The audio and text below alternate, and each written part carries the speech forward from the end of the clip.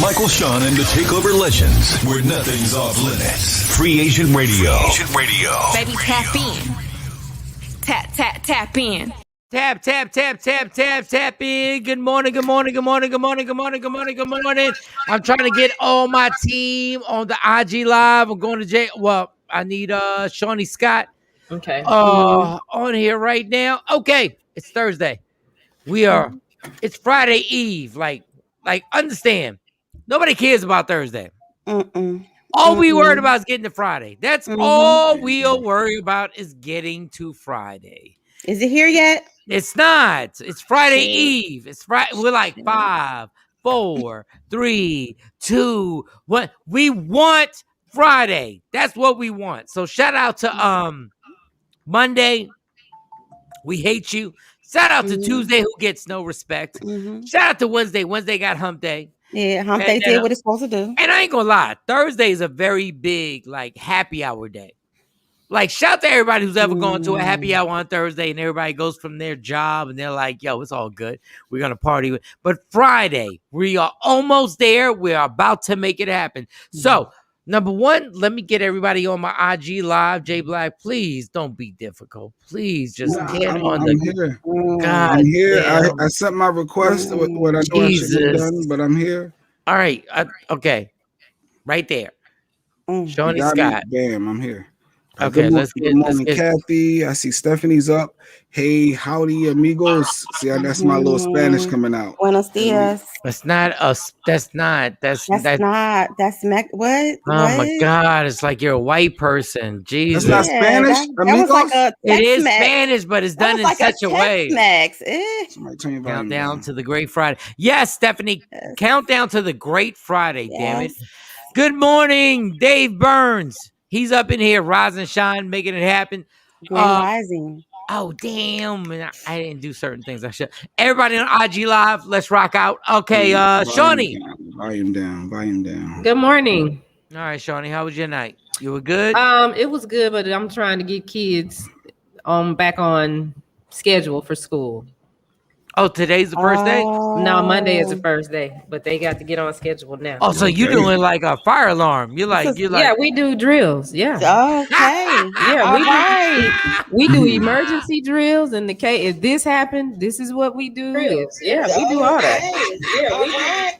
How they timing? Like you got the stopwatch? This morning it wasn't so hot. We had to. That's why I'm running a little late because they show prep for school. Show prep, yep. Shawnee, you was out last night? No.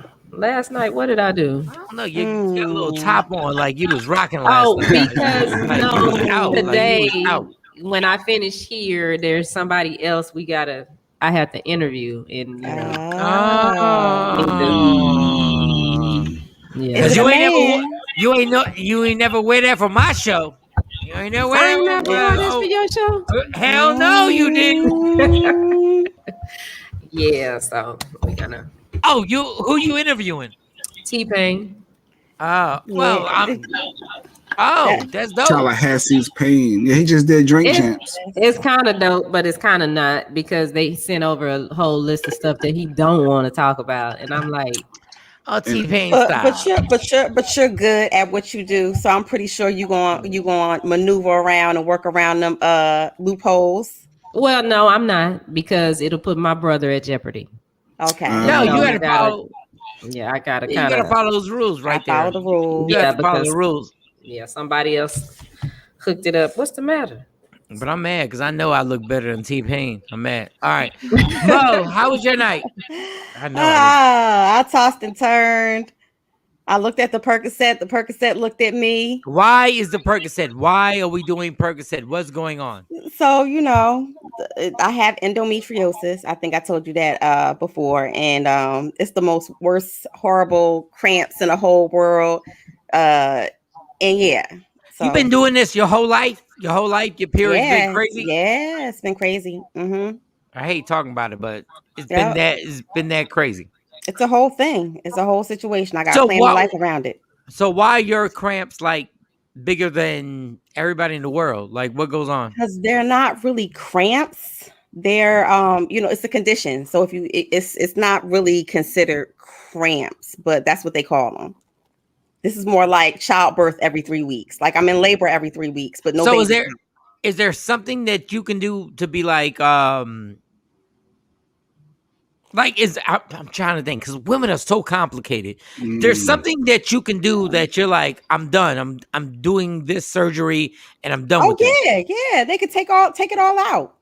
I'm really thinking about it. Like, they give you counseling if you're younger because they say, well, you're still, at childbearing age, you might want to have kids.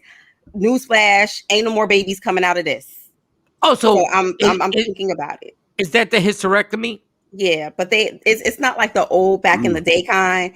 They take your heart out. They ain't gotta take.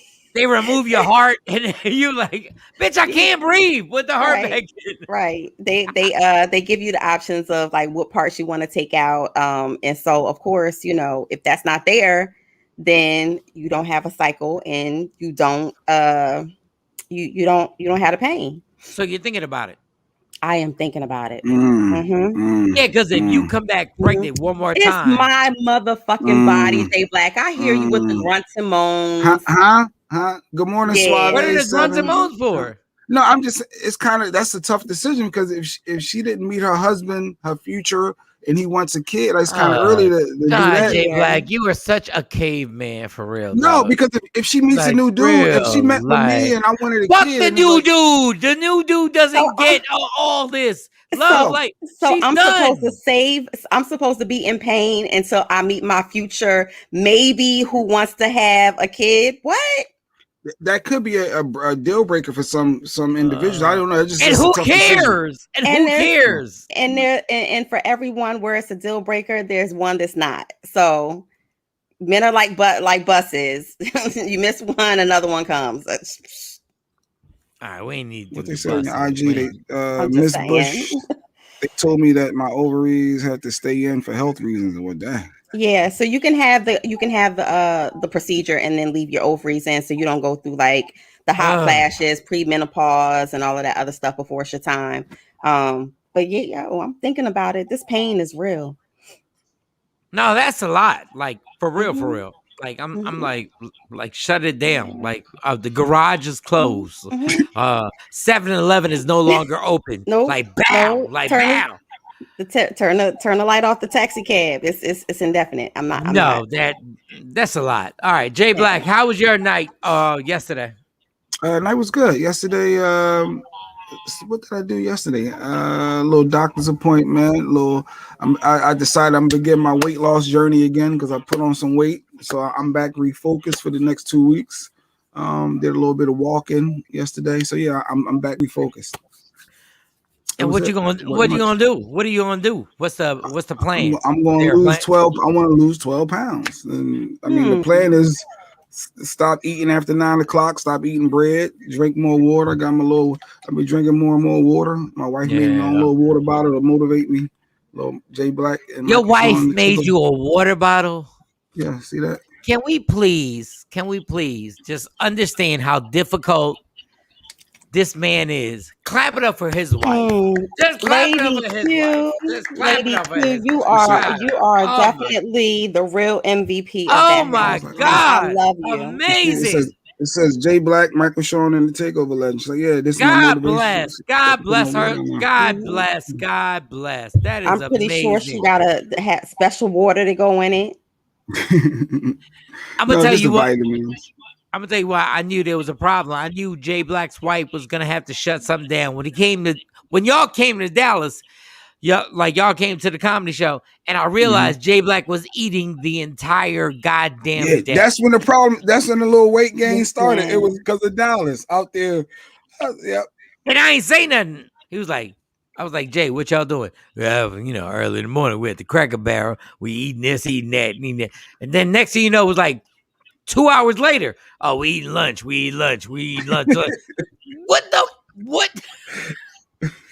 I think you had Jersey guys or something. And being from Philly, how do you like, Jersey? What? That's not even real. That's not even a real hoagie.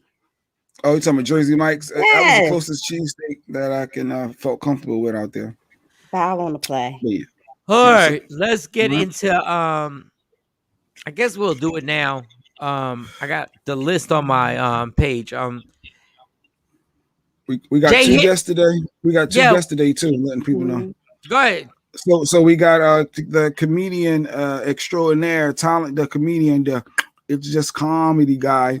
So talent's coming on. If y'all don't know, he hosted the Biz Markie funeral, and he also hosted Def Jam. He was also a special guest on Def Jam. And a bunch of fun ski trips that we've done years past.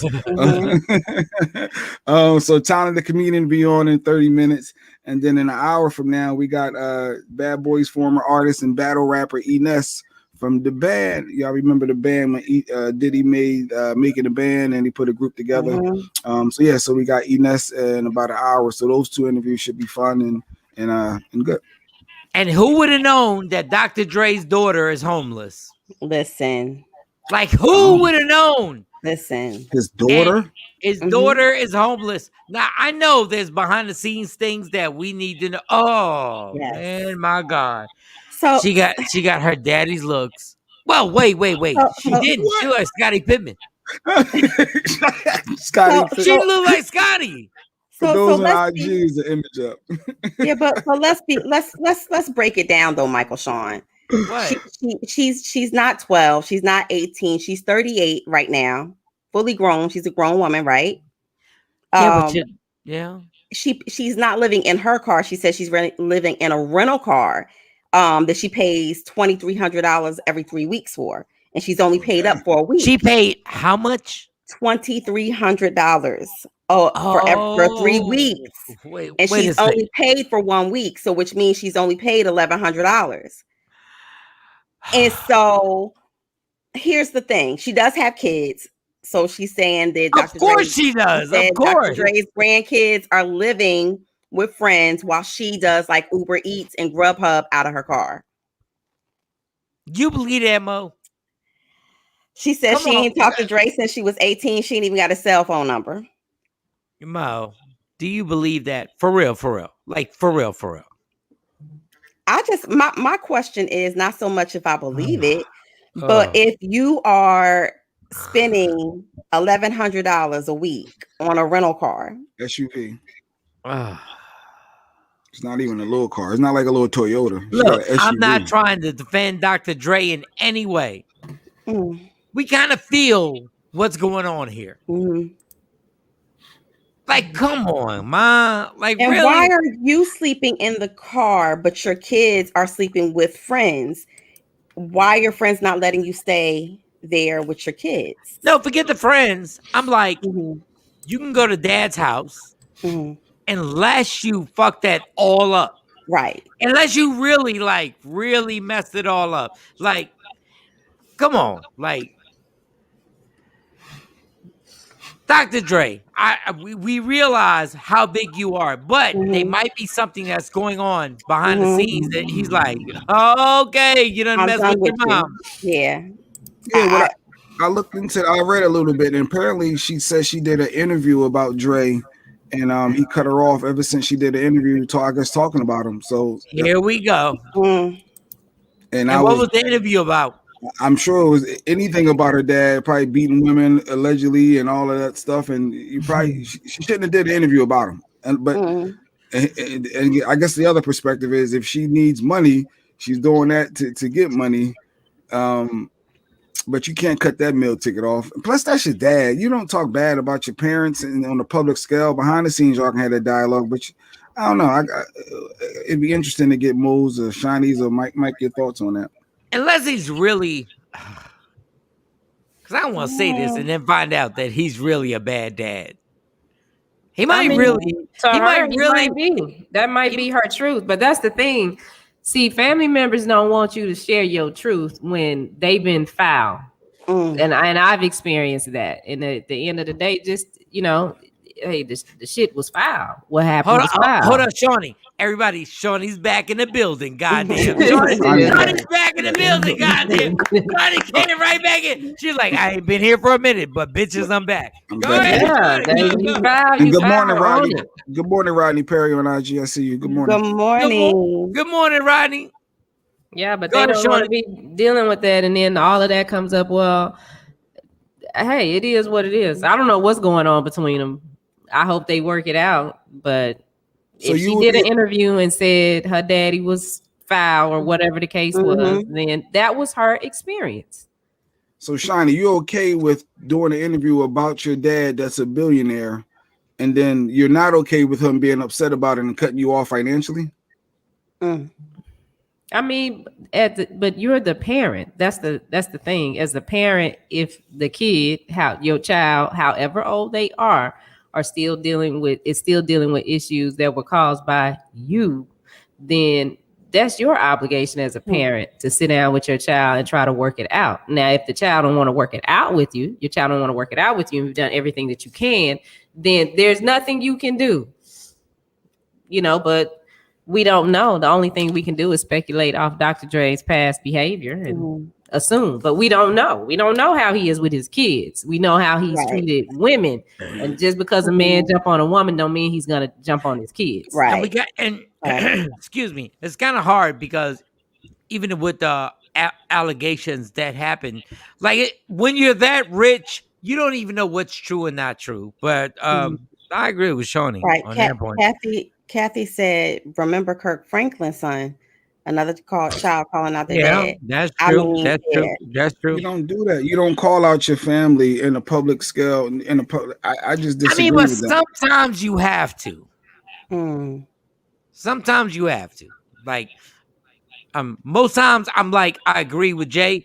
You don't call out the family, but sometimes in drastic situations, you have to say, okay, this has been going on. But on the most part, is that my phone or your phone? Like, whose phone is that with the echo? Not mine. That may be mine. Let me try something. I mean, but just in case. I mean, you got to decide what it is. Like, can you really do it, or is it something going on with you? Like, Afro, good morning to everybody. So if your dad is super rich and your mom ain't, and all of a sudden you're like, I want to put the pressure on Dr. Dre. I go to Mo. He's your dad. Like, what is your attitude towards him? I mean, first of all, as a grown woman, if you know that you need anything, sometimes it's better to hold your mule. And what I mean by that is you don't go public. Whatever beef y'all got, whatever things is going on, you hold your mule in terms of exposing it. Now, unless it's something egregious and crazy where you like, no, y'all need to know how he's a real motherfucker. I need y'all to know this. You don't bite the hand that feeds you. Now, if you're in a situation where you could just be like, yo, I don't need you, I still don't feel like you should tell the family business. But what if you say what you're saying is the truth? Like, what if you can live in your truth, because we've all announced it to the world all the time, unless it's something crazy that again, unless it's something egregious that was done, unless he was a pedophile, some crazy stuff like that. How about he beat my mom? He did what? How about if he beat my mom? So put hands on my mom. Right. So something like that. I wouldn't want to out my mom unless my mom was out, unless she brought it to the forefront first. Because I feel like that's her story, like that's her journey. And I don't feel like people have the right to out other people's journey. Yeah, but Michelle A put it out there. Right. And that was her journey. She was able to do that. So if Michelle A's kid comes out and say, yeah, my mom, my dad beat my mom. The mom came out first and told her truth first. Got you. Shawnee? I wouldn't want to do that to my mother. I just think it depends on we can't determine what is outrageous to people. What's outrageous to me might not be outrageous to you. Right. So now I'm gonna be transparent. No, let's go. What I really think is going on too. I think it might be a little fire to this smoke that she's bringing, but Dr. Dre's soon-to-be ex-wife just got how much money a month? Yeah, 300 million, almost 300. Yes, a month. $300K a month. So, daddy, and that's all in paying her alimony. $300,000 a month, but he can't help his own blood. Let everybody know what's going on here because I need just $10,000 a month. God. I mean, I'm gonna be honest. That's how I would be thinking. And sometimes as a kid, that's how I thought. When I find out that my dad was doing something. Oh, you doing that? Oh, this is what's going on. But I'm over here. I'm here. That's a lot. I'm right here. Oh. Yeah, but me and my dad are at a completely different place now. Like we've talked about all of this, and I understand. I respect the information that he gave me, and he's heard how I felt. So we aired out all our grievances. All right, Jay Black, you final opinion. My final opinion is you keep your family business in the family. And if your dad is the meal ticket, do not do no public interviews going against your dad and expect him to still break you off and take care of you. Know the chance that you're taking by doing that interview. Dr. Dre is my pops. Nah, I'm not available for any interviews today. Yeah, but if you're home, Jay, but my thing is like, Jay, she's homeless. She's in a car. So that didn't work. No, it didn't work because she went against the grain and went against him. Now you got to expect what comes after that. I can't be mad at him. And they say that only way she can get to him is by going through his people. So she don't have a direct number. She got to reach out to his people to try to, to communicate with him. That's the she's 38. She says she hasn't had that grown. Since she was 18. She is grown. She is grown. He don't owe her nothing. He don't owe her nothing at 38. Oh, I mean, as a parent, that's a little bit. I don't want you in my space. I don't trust you. You want to leave? Yeah, but if you're worth $800 million, you can take care of your daughter. She's not a little kid. She's 38. So Jay Black, you wouldn't even buy your daughter like an apartment or like a little house so that her and your grandkids could be, straight. I'm not saying take care of her, but I'm saying you wouldn't make sure that they at least had shelter. She went against the grain. Is at a certain point where you're hard headed. You'll be all right. You have to figure that out, and you gotta figure that out. You can't go against the grain and expect me to keep taking you back and doing a whole lot more. No, I'm not. I'm being honest. I'm not doing it. You hard headed, stay hard headed, and that's just a harsh reality. And then with the kids, I just want to make sure he could talk to his grandkids. No, you don't. That's not your goal. Is to make sure he talks to his grandkids. Your goal is to but is your goal? Is your goal to talk to your grandkids? Mm-hmm. Your goal. Mm-hmm. And you have $800 million. Mm-hmm. Like, is your goal? Don't forget what her goal is. Dre don't know them kids at this point. Now, it's one thing when you growing up with the kids and you know them early on. At a certain age, you really don't know them kids. Did you just say? Did you just pull the out of sight, out of mind? That's what I'm just evaluating a scenario. I'm just evaluating what possibly could be. I'm diagnosing the scenario right now.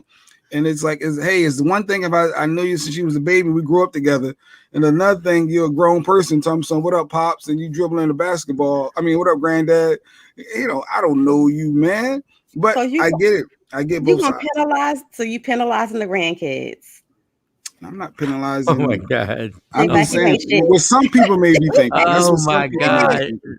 I don't even believe Jay really. I don't believe Jay really thinks that. I really don't, because I know how protective he is over everybody in his family. Like, you're killing me right now. I mean, no, I'm not saying that's how I would actually be. I'm just saying We asking you now. No, I'm putting myself in Dre's position. I can kind of understand. Okay, Jay Black, you're Dre. You're Dre right now. All right, you're Dre.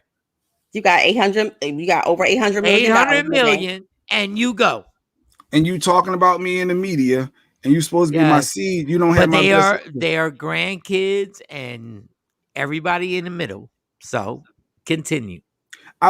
Knowing me, if it's me, I know I'm more likely to have a open dialogue with the kids and be available. Thank you. God. Oh my God. Thank you. But look, it is still probably through my people. It is still probably through my people to a certain degree, because I don't want your mom having my info and trying to put it out there, because I don't trust your mom. So I'm keeping everything away from your mom until you come of age, and then Jay, you're not relying on it. So yeah, I'm gonna be a little petty.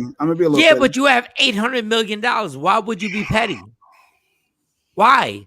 I guess until I'm in that situation. Let me have 800 million. I see, because life, it might be like that Kevin Hart mentality. Everything is all good. I can care less. Life is great. You know. Oh my God, I can't believe. I'm a little petty. I got a little petty in me still. I can't. For what? What is the point of it?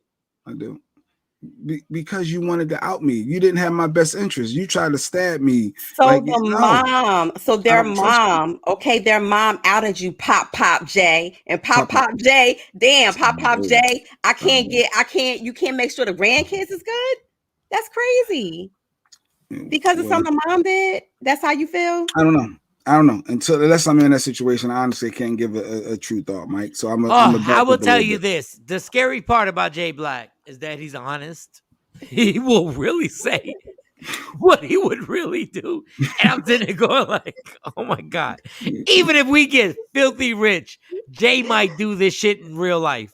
I'm like, Jay. I don't know them grandkids. Fuck them grandkids. I ain't going with some grandkids. Steph said that I locked the door. My wife about to jump in here and get all over me. Oh yeah, I'm pretty sure. It's the one moment I really want Lady Q to be like, and walk in and be like, I'm like, go get him. Are you serious? No, she got into this yesterday about we got into it talking about this yesterday.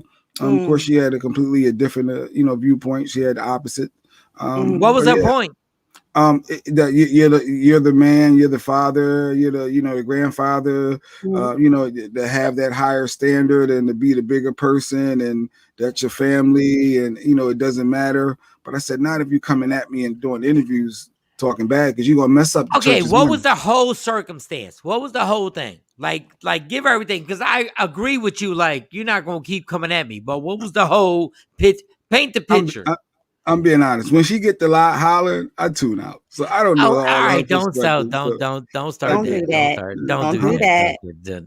Give us the conversation that you had with a woman that you love incredibly. Like, what was a conversation? What was the conversation?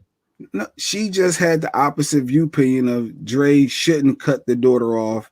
He should make sure her and the grandkids are well taken care of, regardless of with whatever interview she did to potentially hurt his brand and outing family business. That was the and your response. Let's be honest. What was your response? And don't edit, don't remix. Like, give us on it. Like, give us the whole thing that you went back at. No, I just giggled. I giggled at her and pointed. All right, stop right there. This is why shit gets fucked up. Jay Black. Jay. Yeah. Spanky. Yeah. Hit him with the spanky. Yeah. You can't. Really? The giggle. The laugh. Yeah, I did the giggle. Okay, Mo, as a woman, yes. When the giggle gets hit, what does that mean? The fuck is funny?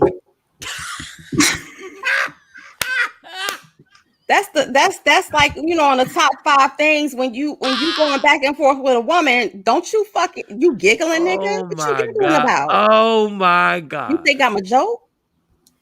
I didn't even know that was coming. So like, yeah, I didn't see that coming from Mo neither. I didn't see that coming.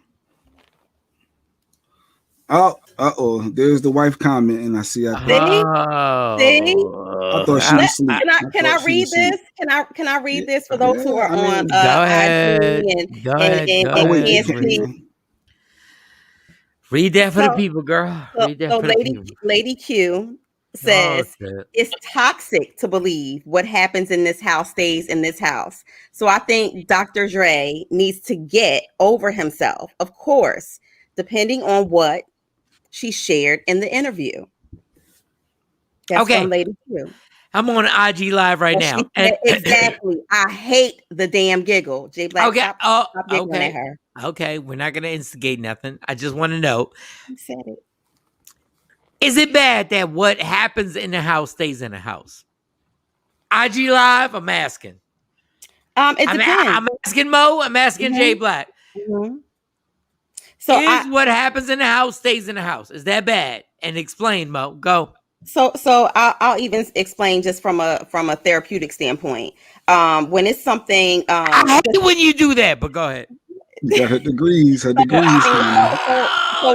when you're talking about, you know, family secrets, when you're talking about maybe incest, or when you're talking about, like in the case where the family, the Mexican family allowed the 12-year-old to have a relationship with the 25-year-old man, and she got pregnant. Is horrible. Yeah, that is something that's not something that needs to stay in the family. Why did I open myself up for this? But go ahead, Mo. You're doing great. Go. You know, those type of things. That's what I mean by if it's something egregious. No, it's not something that you should hold to the muscle and say, oh, it's because what stays in the family. Right. Now, if it's something, again, that happened to you and you like, nah, everybody need to know what a fucked up person you are. Ooh, Jesus. Jay Black, your turn. What was repeat the question again, Yana? No, motherfucker. You know the question.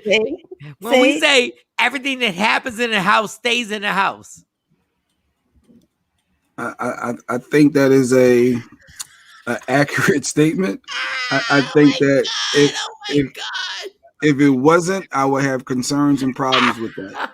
When it comes to the black household, all right, what stays in the house, Jay? What stays honestly, in the house? Everything, Mike. Everything that stays. Everything. I think even the positive stuff. I don't feel like the negative stuff. The negative stuff. I really don't like people sharing, because people throw stuff back in your face. You shouldn't be sharing your info, and I don't know. I just think it should be within the household. It should be within you and yours, and don't tell your little girlfriends, because things change and then they judging and switching up, and it's really not like that. And then now you got to pick. It can get tricky. Is there somebody that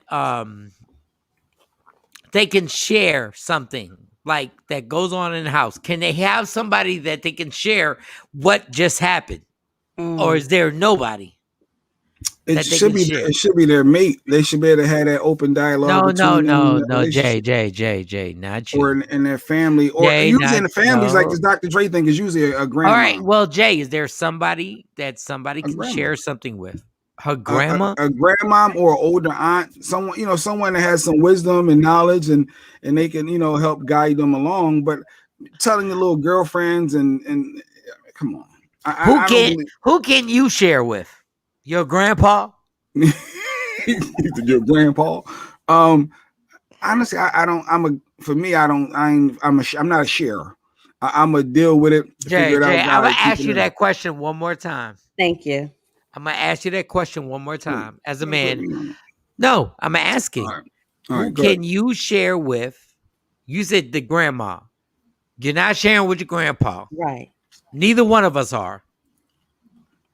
You're not sharing with the grandpa. So you're saying you can share with who? Jay Black.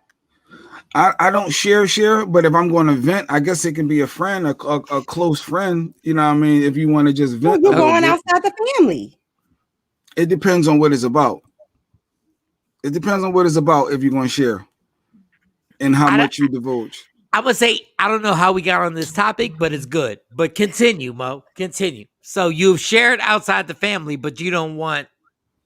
Go ahead, Mo. You go. I'm just trying to gain some type of clarity and insight into what's going on in Jay Black's mind, because on one hand he says, no, everything needs to stay in the family and you shouldn't share, and I'm not a sharer, but Mo, can you see Stephanie's comment? She says, listen, I give a damn. IG has its limits. Holding in silence. Are you okay with what is happening to you? Jay Black, blah. All right, Jay. Yeah, I don't even know where Stephanie's going. Is she for or against? She gave up on IG. It has its limits.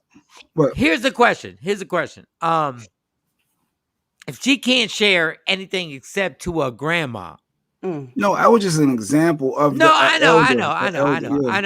know. But who can you share with? You want somebody that's going to be able to be honest with you if you're in that space.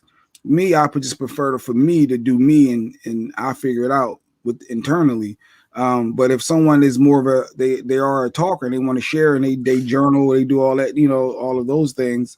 I think someone that's going to give real adult advice, not either co-signing whatever you're saying, or or not being real within their response. And that's where usually a elder will come in to be able to break things down and from a different perspective. All right. So Jay, do you hate putting you on the spot? Do you actually take advice?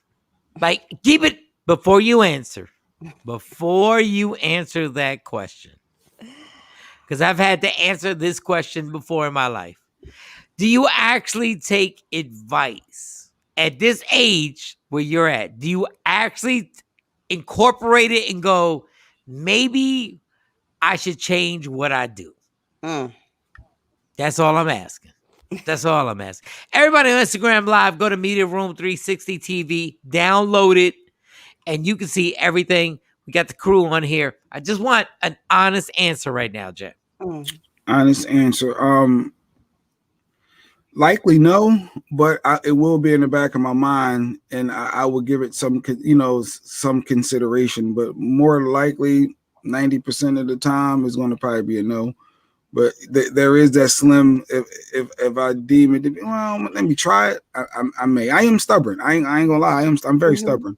Stuck in your ways. I'm very stuck. I feel like who you are is who you are. You believe in the philosophy of Jay Black. Meaning that, everybody else's opinion really don't count, because if you firmly believe something, that's what you're sticking to. So but that's the overall thought. So I'm not big on the sharing, and I'm not big on taking advice, because I'm not really asking for advice to take advice. I'm gonna figure it out. I'm a dude. I'm a guy. Your own I'm grown and figure it out. Say it again. You're your own guiding light, meaning like you don't get advice from no one, like you don't seek counseling anybody but yourself. No. I don't seek counseling. I figure it out. I get through it. I figure it out. Okay. And that may be a flaw. I don't know. That may be a flaw. It may be. No, I can acknowledge it may be. But I don't want to burden people with my. I don't know. I figure it out. No, but I think a lot of guys think like you. And I'm included. Everybody needs somebody, though. Yeah, but at a certain point, needs a sounding board. Like in real life, like there's not any way that I can say, like, I've learned this. I know I'm not right. Actually, like, I'm not right. On a good day, I'm right 65% of the time. Oh, wow. 65. If you're really honest with yourself, you're really like, everything that you think is always jaded with your personal thoughts and personal, like, jaded things. Like, you're like, okay, this person does this because they do this, because I've been through this. Somebody did this to me and everything like that. And honestly, that person ain't got nothing to do with what you've been through. Stacey ain't got nothing. My fiance has nothing to do with what I've been through with other, and I'll just say it, bitches. Nothing. Right. And Stacey be looking at me like, really? You're still judging me based on these hoes? Like, that's what you're doing? Right. So it's kind of difficult. To and I'm glad that Jay Black was super honest, because the funny thing is, like, Jay Black has one of the most amazing women ever. He has a soldier. Yes. Everywhere we go. Yeah.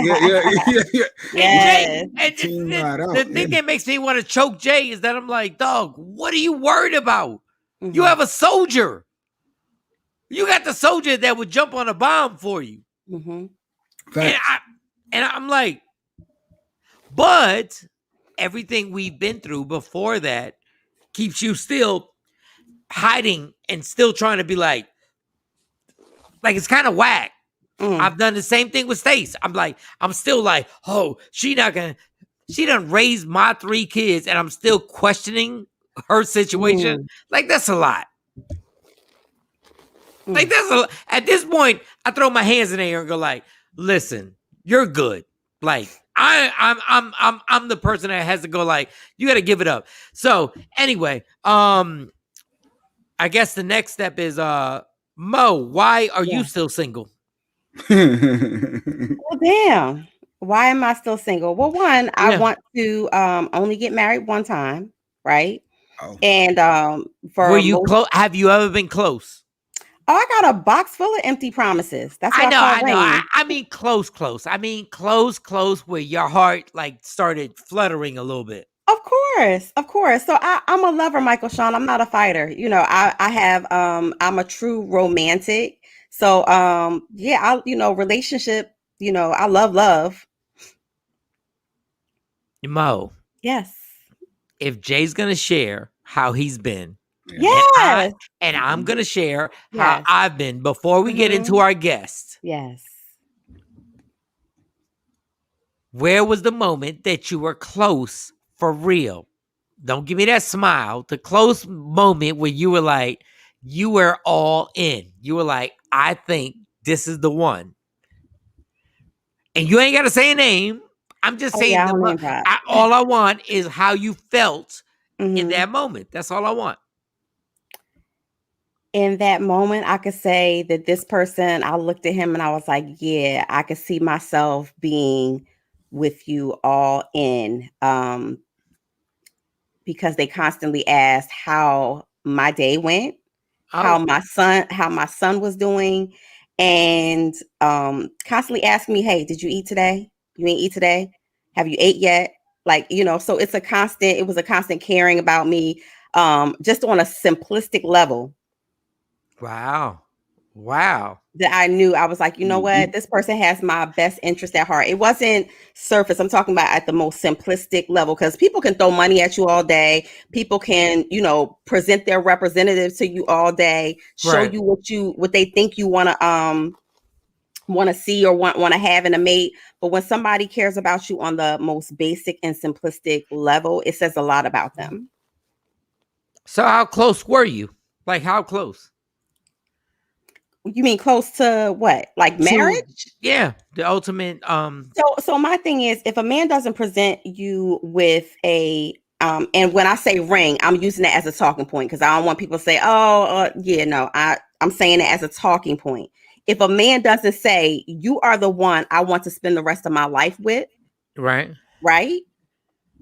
Okay, then you're not close. Right? You're not close to getting married. Jay Black, is that true? Jay Black, is that true? No, it is true. If a man doesn't come to a woman and says, I want to spend the rest of my life with you, then you're not close to getting married. I don't care what the relationship looked like. I don't care how long you've been with that person. If a man doesn't say, I want you for the rest of my life, I want to be married to you, or I choose you as my lifelong mate, then you're not close. You're right now. You're not close to get married then. All right, you're right. So God, to answer your question, you're right. Saying, you asked me the question.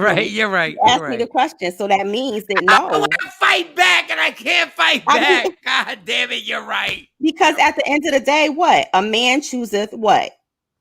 The woman. Even Dave said, I agree with Mo on that one. Oh, Dave, you done sold out. Yup. You know how many times? What the hell? Oh, we're supposed to get married. We about to get married. And I'm like, so he told you this? No, but I could feel it. Okay, but what did he say to you to make, and I'm not talking about if the sex was bomb. I'm not talking about if, y'all been together for a long time. I'm saying, did this man say? Okay, Mo, we got other stuff to do, but I have to ask you this. Yeah. Mm-hmm. There had to be somebody who had you close. There had to be somebody. Mm-hmm. Don't say the name, but there had to be a moment when you were like, I'm like, oh, shit. Like, yeah. Can you give me a little description of that and why it didn't happen? I'm sorry. You're like the celebrity right now. Go ahead. So, why it didn't happen? That's something a woman can never answer to. That's you can't dove into a man's mind and say, I did everything right. I fulfilled all of your needs. I did this, I did that. You can never say why a man didn't move forward to the next step with you. Right.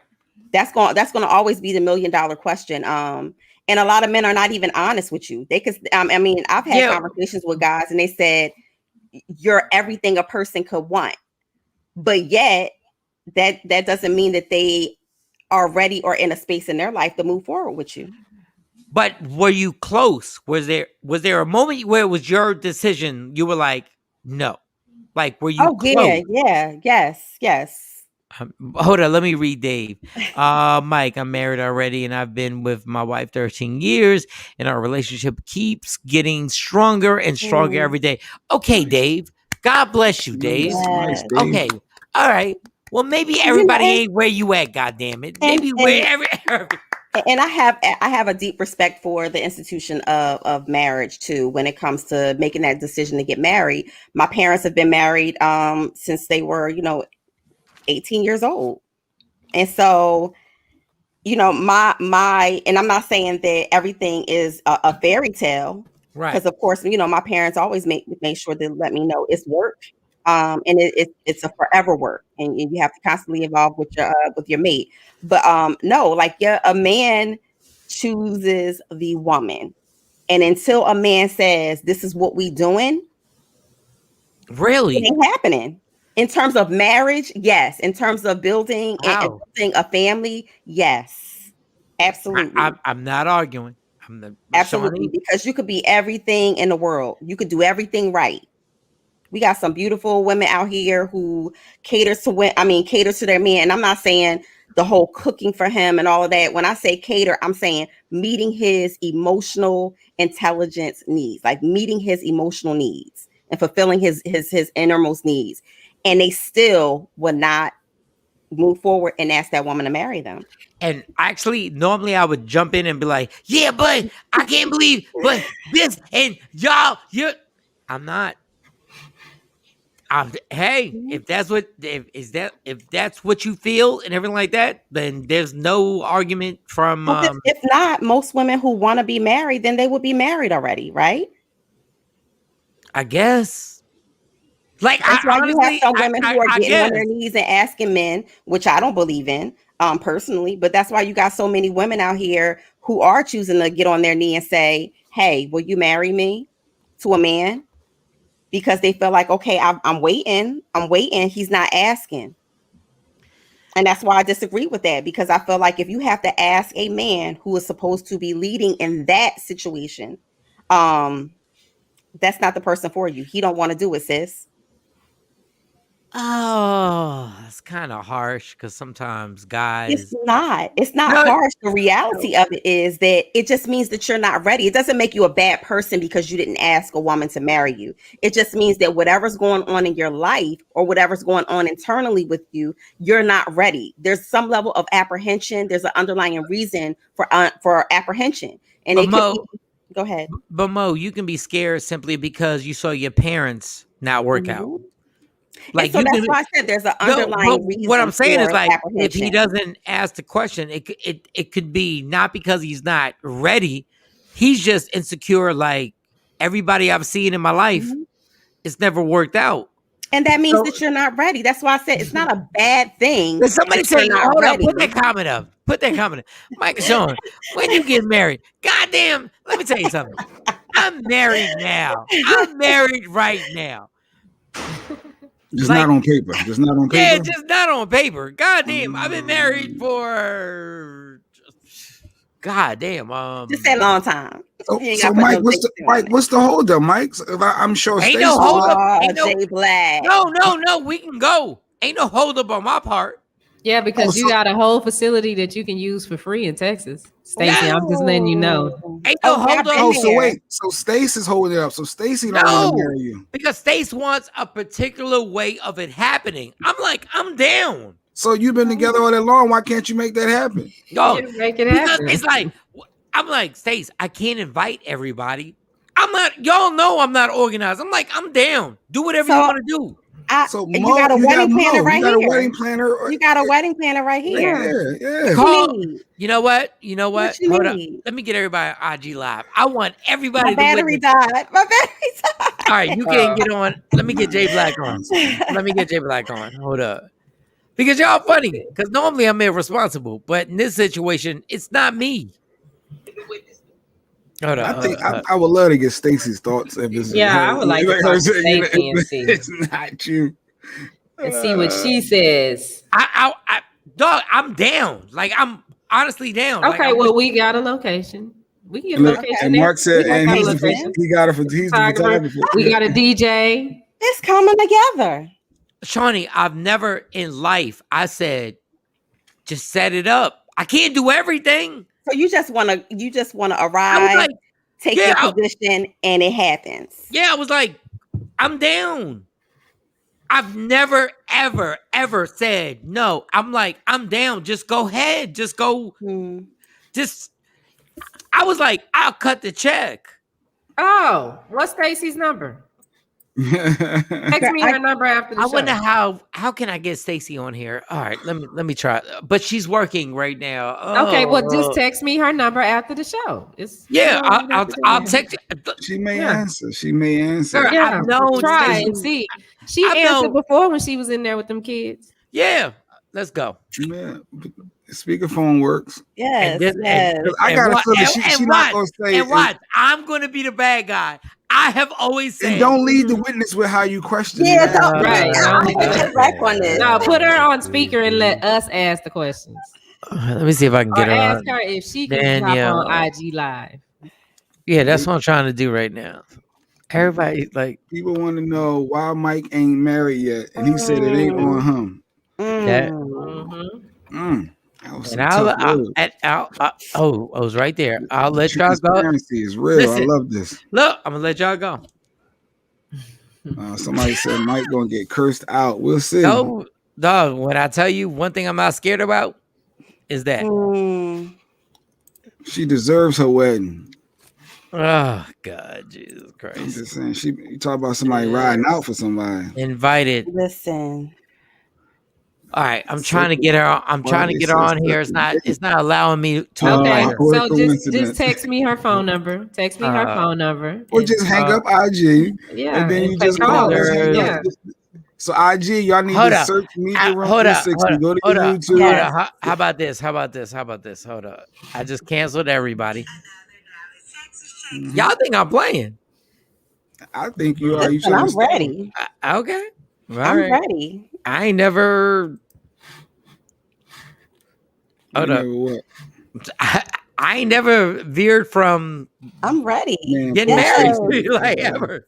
What Stephanie said. You want to read it? Mo? Hey, Stace. Yeah. All right, so let me give you the whole angle of the show. Are you in the middle? You got kids on you or whatever? They're okay. They're okay. They okay. Yeah. Okay. Did I ever say I didn't want to get married? No. Okay. So I asked you if you want to get married. Did I? And if I'm wrong, say I'm wrong. Did I say just set it up? Yes, you did. Well, like the ladies, the ladies are sitting there going like. So Stacy, so Mo, I don't know if she can hear you, but she can't hear you, Mo. He got to translate. Okay. Oh, okay. So when would you like for this to happen? Just to give me a date, a year, or anything. And Mo wants to know, when would you like this to happen? A date, a month, a year. My goodness, why do you always be trying to put us on the spot? I don't know. Do she want to get married? Do you want to get married? Do I want to get married? Yeah. Okay, well, we got the DJ, the caterer, we got everything. We just need to know when. You don't sound really sure. No, say what I just said. Say what I just said. Wait. You don't sound really sure. No. Say what I just said, Mike. First of all, I will say what you got to say, but take a step back. You don't sound like you want to get married. Are you talking to me? Yeah, I'm talking to you. No, I want to get married. You sure? Because you don't sound like you want to get married. Yeah, I'm sure. Okay. All right, Shawnee, your question. We got the DJ, the caterer, the planner. We just need to know when. Shawnee said she got the DJ, the caterer, the planner, the whole nine. Okay. So we getting married in Dallas? No, we can come up there. You can do it in Dallas, or we can come there. Y'all's family is there. She said we can come up there and make it happen up there. We can make it happen. We just got a plan. Things have just happened in the last 14, 15 years. They kind of Stacy. 15 years. Transparency. All right, so you down, right? Cut her off. What happened, Mike? Mike cut that off quick. Stacy. He cut that off quick. Can you hear that? No, I can't. No, they were like, things have happened in the last 14 to 15 years. They were like, what the fuck? 14 to 15 years? Like, what?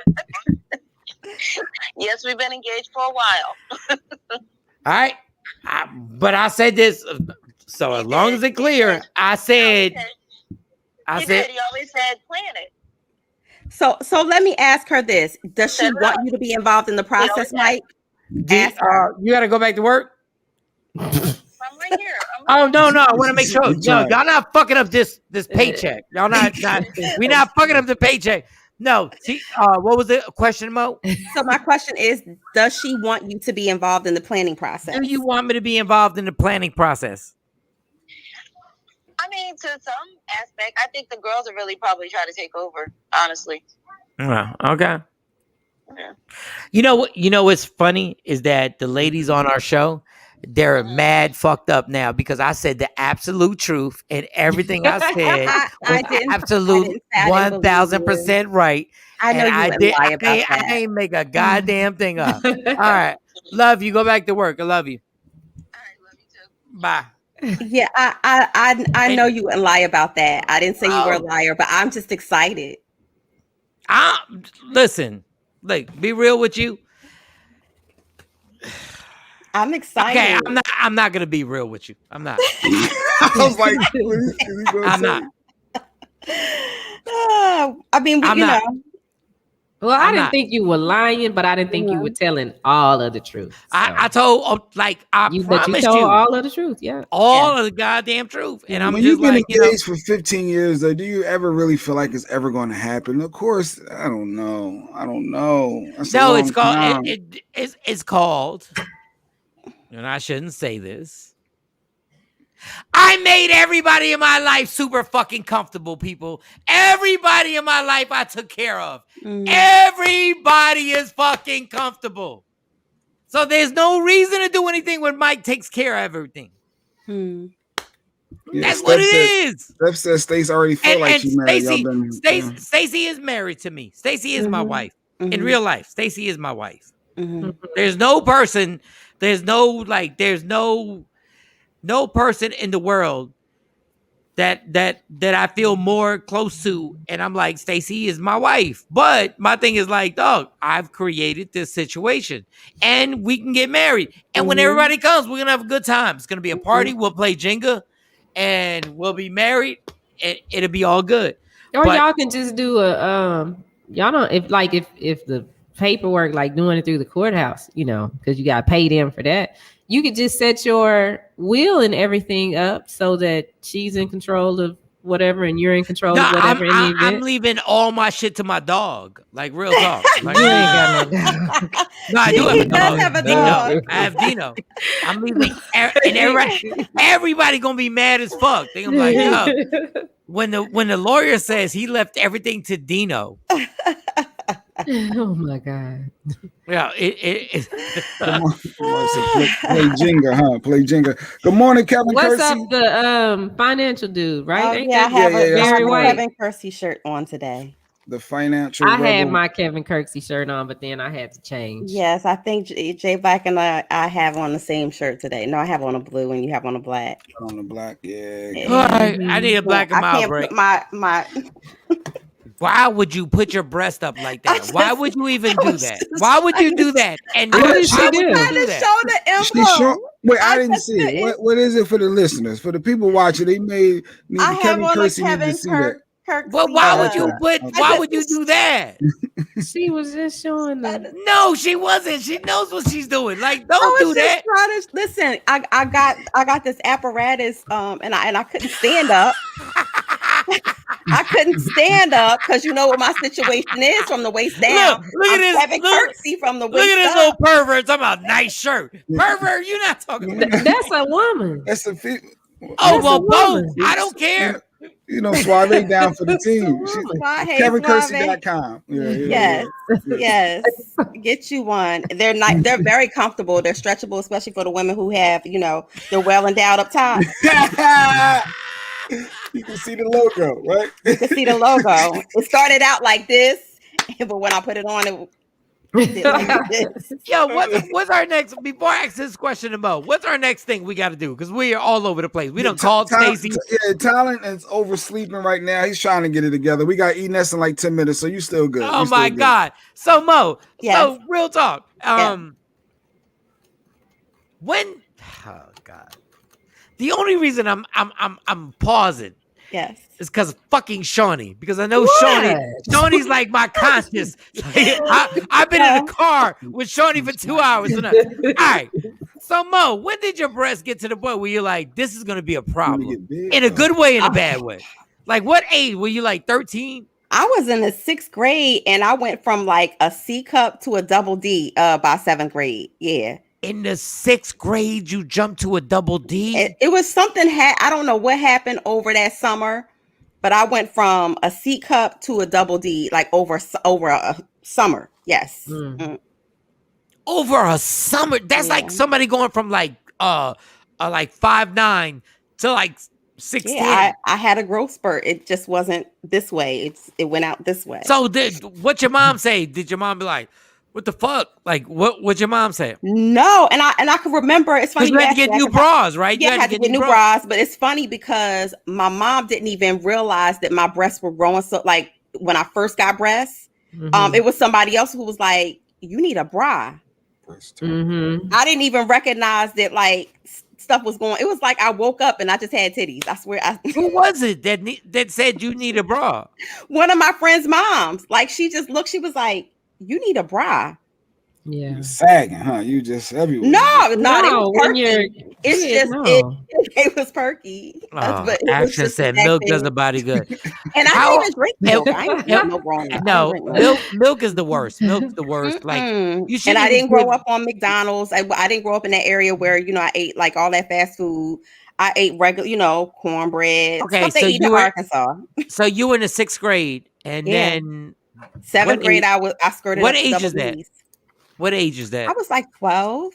12, and then you pop off like 11, that. 12. So is that traumatizing? Are you like, what the fuck? Like so when you go back to school and everybody's like, Monique, what the hell? So how is that? How do you deal with that? I wore sweatshirts. I wore shirts that were way too big for me to try to cover them up. I never wore anything that was out, not at that age anyway.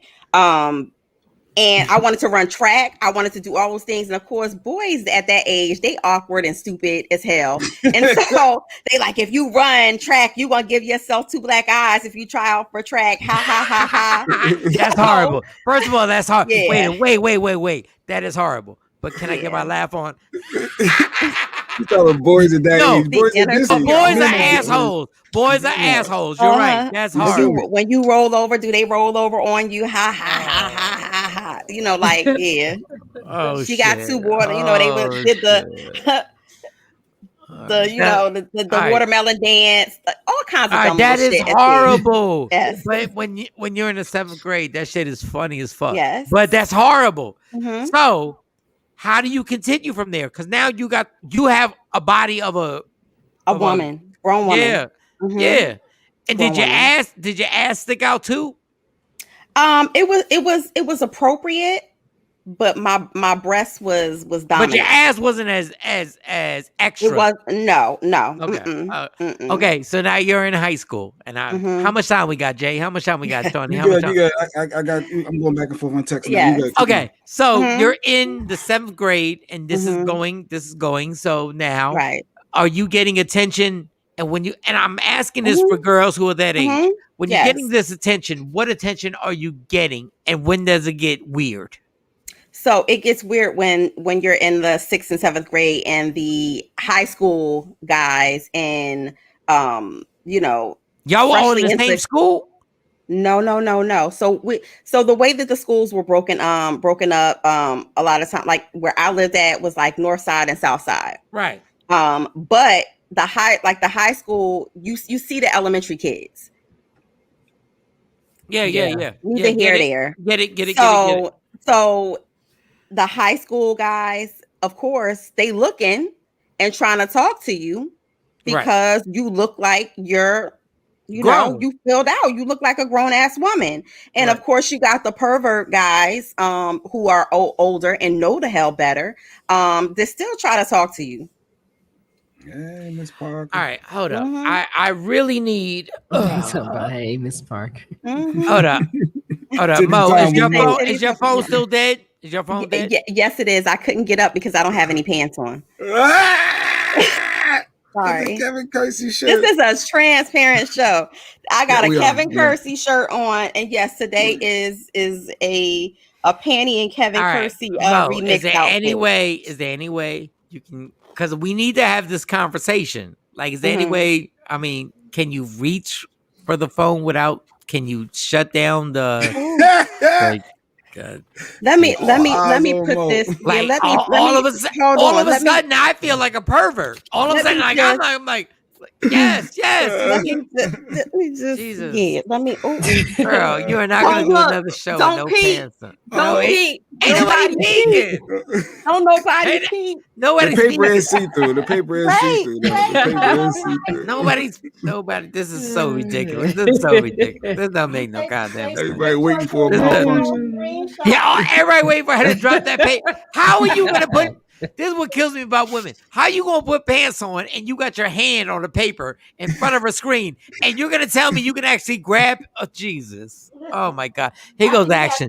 She got her t-shirt and her panties on. Shout out to Nina Howard. Oh Jesus! Listen. Morning, Grandma. Look at this nonsense. Look.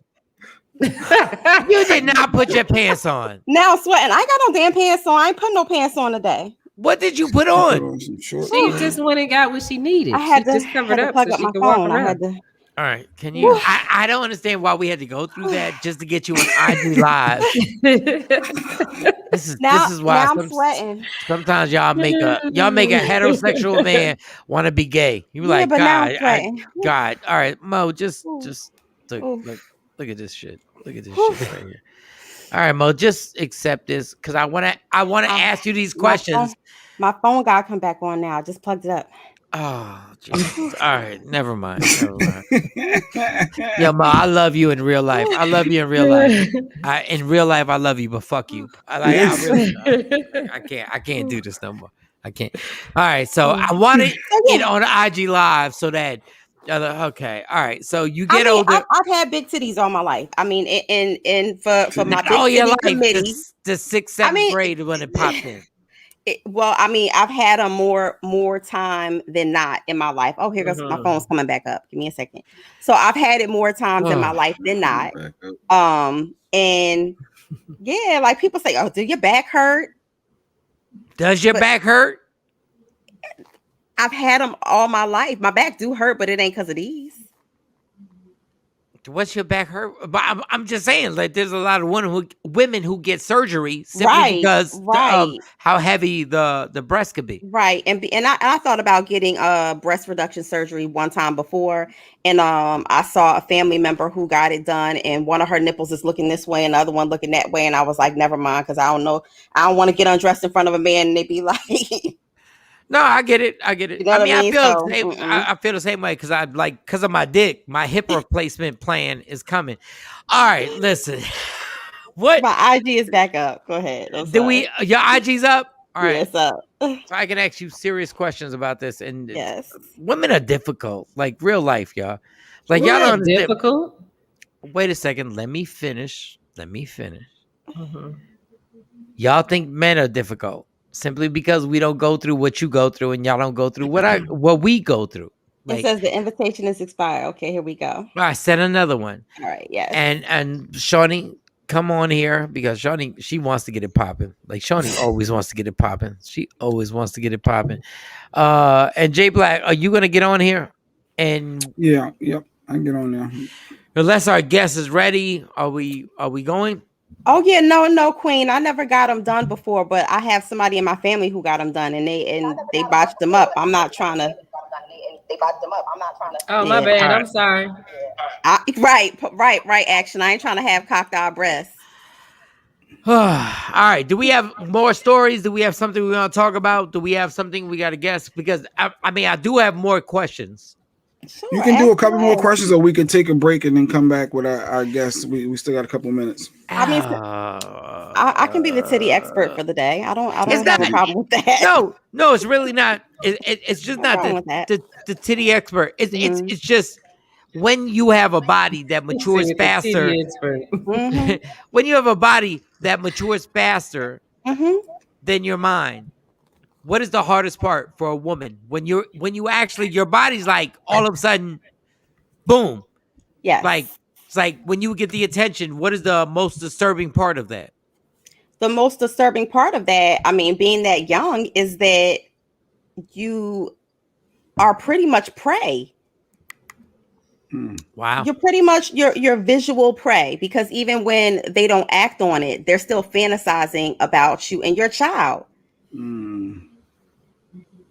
Wait, but you don't know they're fantasizing. But what are the so at that age, you may not know what's going on, but just reflecting, like looking back, you're asking me, Right. But I certainly knew that the attention, it was like the older guys' attention, and that was the focus. I knew that. Was it weird? Like, when did you feel like, I don't want to use the cliches, but when guys are giving you this attention, do you feel dirty? Do you feel like, what the fuck? Like, this doesn't seem right. When they, of course, because it make you feel like something's wrong with you when you're that age and you have a grown ass man who is putting you in situations where you know damn well that your old ass and that's a kid. Right. Yeah, it makes you feel uncomfortable. You already feel awkward because you don't look like your peers. So, wow, that's a good point. You don't look like your peers. No, you don't look like your peers. And then when you grow up, when you start getting older, when do you form into the situation where you're like, okay, I'm a superhero now? When do you go like, I get what God gave me is now a blessing. And I'm like, when is that moment when you go like, is it college? Is it 19, 20? And you go like, you know what? I now control my superpowers. Is there a moment when you go like, I'm good now? I'm good in my skin? I think that didn't happen until I like around maybe like my senior year, 11th or senior, because again, like people was in high school, you got a different set of problems because you get to high school and it's like rumors start like, oh, I heard her parents took her and got her a breast job. Those ain't real. Wait, that's what happened in high school? Yes. People used to say, oh, they're not real. Wait, in high school, they said you got surgery to get those. Not everybody believed that, but that was one of the rumors when I was in high school, was that my parents took me and that I got implants. Get the fuck out of here. Yes. So okay, it's a lot of awkwardness that even outwardly, even if you seem to be or appear to be confident, it's a lot of awkwardness that comes with being overdeveloped or developing early at an early age. It does. Okay, so when did you get comfortable when you were like, when was that moment that you were like, I'm good, like I get it now, I know how to work this, I know exactly, not work this, bad choice of words, I know how to be comfortable with this, and you have the breasts, you have an ass, you have a low waist, so when do you go like, okay, I'm good now, I'm good, I get it? I think I would say maybe action makes me sick. And the other rumor is you had 2 midgets under there. Stop it, action. Stop. I'm trying to be doing a real interview right now, action. Yeah, see, this is gonna be a Top Heavy Chronicles. For women who have like body parts that just happen to go faster than everybody else. Go ahead. I think when the rest of my body caught up with the front. That was your ass. And everything back. Yeah, when my ass caught up with the front. I'm not being funny. Yes, when my ass and my hips caught up with the front, I think that's when I started to feel more, I guess what you would consider normalized. Even when I was in pageants, my mom put me in pageants. Wait, your mom put you in pageants? Yes, she had me in pageants. I was actually in the Miss Jacksonville, Arkansas pageant. First black girl. Mm-hmm. And Jay Black, did you know this? The awkwardness of that. No, I never heard this one. We've known you forever. You were in pageants? Yes. All right, I can probably pull up some newspaper How much time articles. do we have, Jay Black? How much time do we have? You good. Okay. Yes. I mean, somebody must have canceled or some shit. All right, go ahead. Somebody must have canceled. All right. So now you're in pageants and the whole nine. Go ahead. Well, I remember one pageant that I was in when I was in high school or junior high school, going into high school. And Kenya Moore was the guest, the honoree that night. And I think that's the year that she made, was she Miss America? Miss USA. Miss USA. Yeah. So it was the Miss USA pageant. Mm-hmm. She was there? I ran. Yeah. Because she's part of that system. Oh, shit. So that bitch is old for real. Well, you have to remember, she looks great. 18, but you can be 18 and run for Yeah, but she was a judge. They're not old at that time. No, she wasn't a judge. She was there that was her crown. I remember the booklet. Oh, my bad. I remember the pageant booklet that year. Yeah. Okay, I thought she was a judge. Sorry, Kenya. No. She was just there because it happened. We both vote, Kenya. We both vote. My bad. So continue. Go ahead. But just even thinking about like back then to that point where you're trying to find dresses, and mind you, I'm the only black girl in the pageant. So with titties for real. And I had a shape. So of course, bathing suit competition. The year I had to do the bathing suit competition, and my mom had to get somebody to make me a bathing suit because we couldn't find anything on the rack. And so it was still another level of awkwardness because my peers, had the desired body type, which was the not overly big breasts, small, Were they white girls or they were black chicks? Yes, they were all white. All white. Oh, that was another level of just another level of awkwardness during that age. Yeah. All right, Kathy, I understand because I used to get chased home from elementary school almost every day because guys wanted to feel on my butt. I'm so sorry for that, Kathy. That's how my track star days got started. I got into fights with boys who felt on my butt. Then as a teenager, I used it to my advantage. Sorry about that. Mm-hmm. Like Kathy, we're so apologetic for everything that and it's kind of why I'm asking these questions because I don't think people understand. People always look at somebody, especially women. They have a certain shape, right? And we go like, everybody wants her, and she wants all this attention. Like she wants all the attention, and Shawnee and Mo, like we truly as kids, we are brought up to believe that the more I pay attention to your butt, that's what you want. Which is the craziest thing in life. That guys are brought up to think, if I tell you that this looks good on you, you're supposed to be like, oh, well, thank you so much. So you're at an age of 15 or 16, and then you're in high school. And when I ask you, like, when did you get, like, as a grown woman, when did you understand how not to be embarrassed, but how to understand that this was something that was a good thing?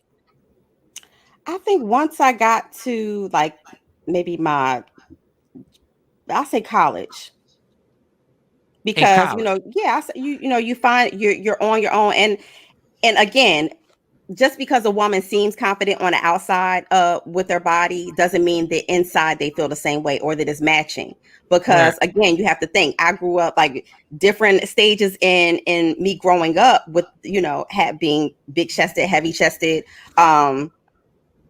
It just brought about different things for me. Right. So when you get to the age where you're kind of like in control, or I say 18, 17 or 18, and you have like this whole control over your narrative and over your body, it changes. It changes. So I would pinpoint maybe when I went to college, right? Before I went to college. All right. Let's take a black mile break. I have so many questions, and I just want to make sure, because guys honestly don't relate to you guys. Like, there's no way. Like, that's why I always get upset when women say stuff like, well, what you need to do is be a man. You'll never understand what being a man is. The same way when you're telling these stories, and I'm like, you guys have told so many stories that have really checked my brain and be like, so you see what Action said. I ain't know that. Action just said that's because when you go to college, you see more people like you, and you hit it on the head. Action, you're right, because I went to a predominantly white high school where, you know, most of the girls there were straight up and down. And then you went to a black college? I went to an HBCU. I know you told me, but tell me again. I went to Cheney University. Cheney, that's right. The first HBCU. And of course, yes, you start to see people that look like you. And not for nothing, going to an HBCU is priceless because it teaches you to embrace who you are. And it teaches you to embrace your indifference. And so, seeing other people who were like me and so forth, I think that also definitely played a big part and helped as well. But yeah, I didn't have that level of confidence with my body growing up. I used to wear big baggy. So people used to think I was fat at one point too, because I used to wear the big bag, you know, the big sweatshirts. Sweatshirts. Right. Sweatpants and things like that because I was trying to hide it. And then when I got to an age where, you know, my mom and dad, of course, were kind of strict. So it was a certain stuff I just wasn't wearing in school anyway. But when I got to an age where I was a little bit more independent with what I wore, and I started wearing more things that were, you know, kind of shedding my second skin, as I call it, when I took off the hoodie, of course, the reaction was different. It was like, you know, especially over the summer, you come back from junior high and you going into high school. They thought you was working out. You was like, bitch, I've been here. This has been my body forever. Like, it's been my body. Ain't nobody work out. This has been me. Yes. I got nominated for homecoming court during that time because I was like the ugly duckling. The only guys who looked at me were like the high school guys and the older guys. But my peers, they was like, Monique Wakefield got a big head. What was weird? What was weird? Okay, two things. Number one, what was weird about the older guys? Because you're a young girl, and these older guys are trying to holler at you. First, give me that answer. These older guys, and let me tell you something. I have never been cool with older guys saying, they always say the same quote, and I probably said this before. They always say the same thing. Young girls wasn't looking like that when I was there. And I'm like, motherfucker, yes, they were. Yes, they were. Yes, they were. I was one of those young girls. When the old dudes come to you and give you that attention, how does that like and Shawnee, I'm sitting there like either one of y'all. How does that make you feel when these older dudes are asking and giving you attention? That is really disgusting. But if you're in junior high, if you're in junior high school and the high school guys like are trying to holler at you, you gotta think it's like 2 or 3 grades. But you know, that's kind of like a badge of, you know, oh, like he liked me. How about the gym teacher? A popular person. The gym teacher. Now the gym teacher, that's nasty by nasty. Of course, you know, of course that's unwanted. But if you are, and I don't want to say I was the ugly duckling because I think I was a beautiful young lady, but at the time I didn't feel beautiful. I felt, you know, the same way that a lot of young girls feel at that age when boys tease them about certain things that they have on their body or a certain way that they look. Like I said, that's an awkward age because it's such a judgmental age too, and kids are cruel. Like I said, you know, trying to run track. Oh, you can't run track. You gonna give yourself 2 black eyes. Well, shit. I could have been a great track star, but I will never know that because I let what those boys were saying to me deter me from wanting to, even participate in a sport. The only sport I did when I was in junior high and high school was cheerleading and band. Cheerleading and band. David Burns says, I'm so sorry you went through that, Kathy. My daughter's going through this to the point where she's calling me and telling me about the boys and gay women hitting on her because of her body shape, which is crazy, but that's the reality. And they want to feel on her body parts because they like what they see. What advice would you give me as a father to prevent or putting these hands on these people when it comes to that? Let's see, my dad didn't put I told you, my dad used to work on the car outside in front of our house, and they'd be like, yeah, don't go over there, because her dad lived whole engines out of cars. So, I think the fear factor as a father, it is a level of deterrence, but kids put that comment back up. Put that comment back up. And they want to feel on her body because they like what they see. How old is she? Yeah, that's a lot. Like that's like Shawnee, somebody. You have daughters, and I know that you teach them that if somebody touches build them up a lot. I think if I had more building up, and my uncles used to tell me all the time, "Oh, you're so pretty. You're the prettiest girl in the whole wide world." I got that from my uncles and some of my cousins, but yeah, I felt the same way because I thought I was fat in school, and then when I look at pictures of me, I'm like, dang, I was like Carly size, but I wouldn't eat. Like some days I would just eat apples because I thought I was fat, and it was bad. But I if I get that body back now, listen, talk about it, girl. Talk about it. That's funny, but Dave's comment back up there because that's a real issue when somebody is saying that get the fuck out. So you got to talk to her and build her up, help her understand who she is. Yeah, but my thing is, he's saying there are people to prevent from putting hands on her. So see, that's a different situation. That's when you got to go to school and you got to literally, you got to turn up the whole goddamn school. And I've been there. And my kids go to a white high school, and you gotta literally go to guidance counselors, principals, vice principals, and turn up the entire school on this not what we doing. Yeah, but build her up too. So she's not just sitting there. Because if I done told my daughters, if a little boy put his hands on you, you got my permission to knock him the fuck out. When they call me, if it's a problem, I will pull you out of that school because my kids make perfect scores on their STAR test. They make straight A's. So that $2,800 that y'all get a day for my kids coming to this school, we can change that because I'll snatch them out of here. My kids are not a behavior problem. They came to school prepared. So this is easy. So what y'all want to do? And we've been there before where I've told the principal that. Hey, girl, I pull my kids out of this school, so I will homeschool them. Won't nobody get a dime off my kids. And as parents, and Shawnee just said what she said. Your kids got to know you're willing to go jump out the window for them. Absolutely. Once they know that you're willing to go all in, like once I call this number, the problem is coming. And you got to even if you're like, as a parent, you're like, yo, I'm going to do all I can. You don't even know if you can really fix shit. But you're like, I'm going all the way in. We're going all the way in. And once your kids know that, they know that they have somebody who they're like, okay, all right, this is something else. And when Shawnee says, I'll pull these kids out of school, or when you tell a principal and you look, and once again, when you look at them and like, listen, don't understand, I have access to these lawyers. I can get this lawyer too. We can get it popping. We can call Fox. We can call CBS. Because y'all don't know who I am.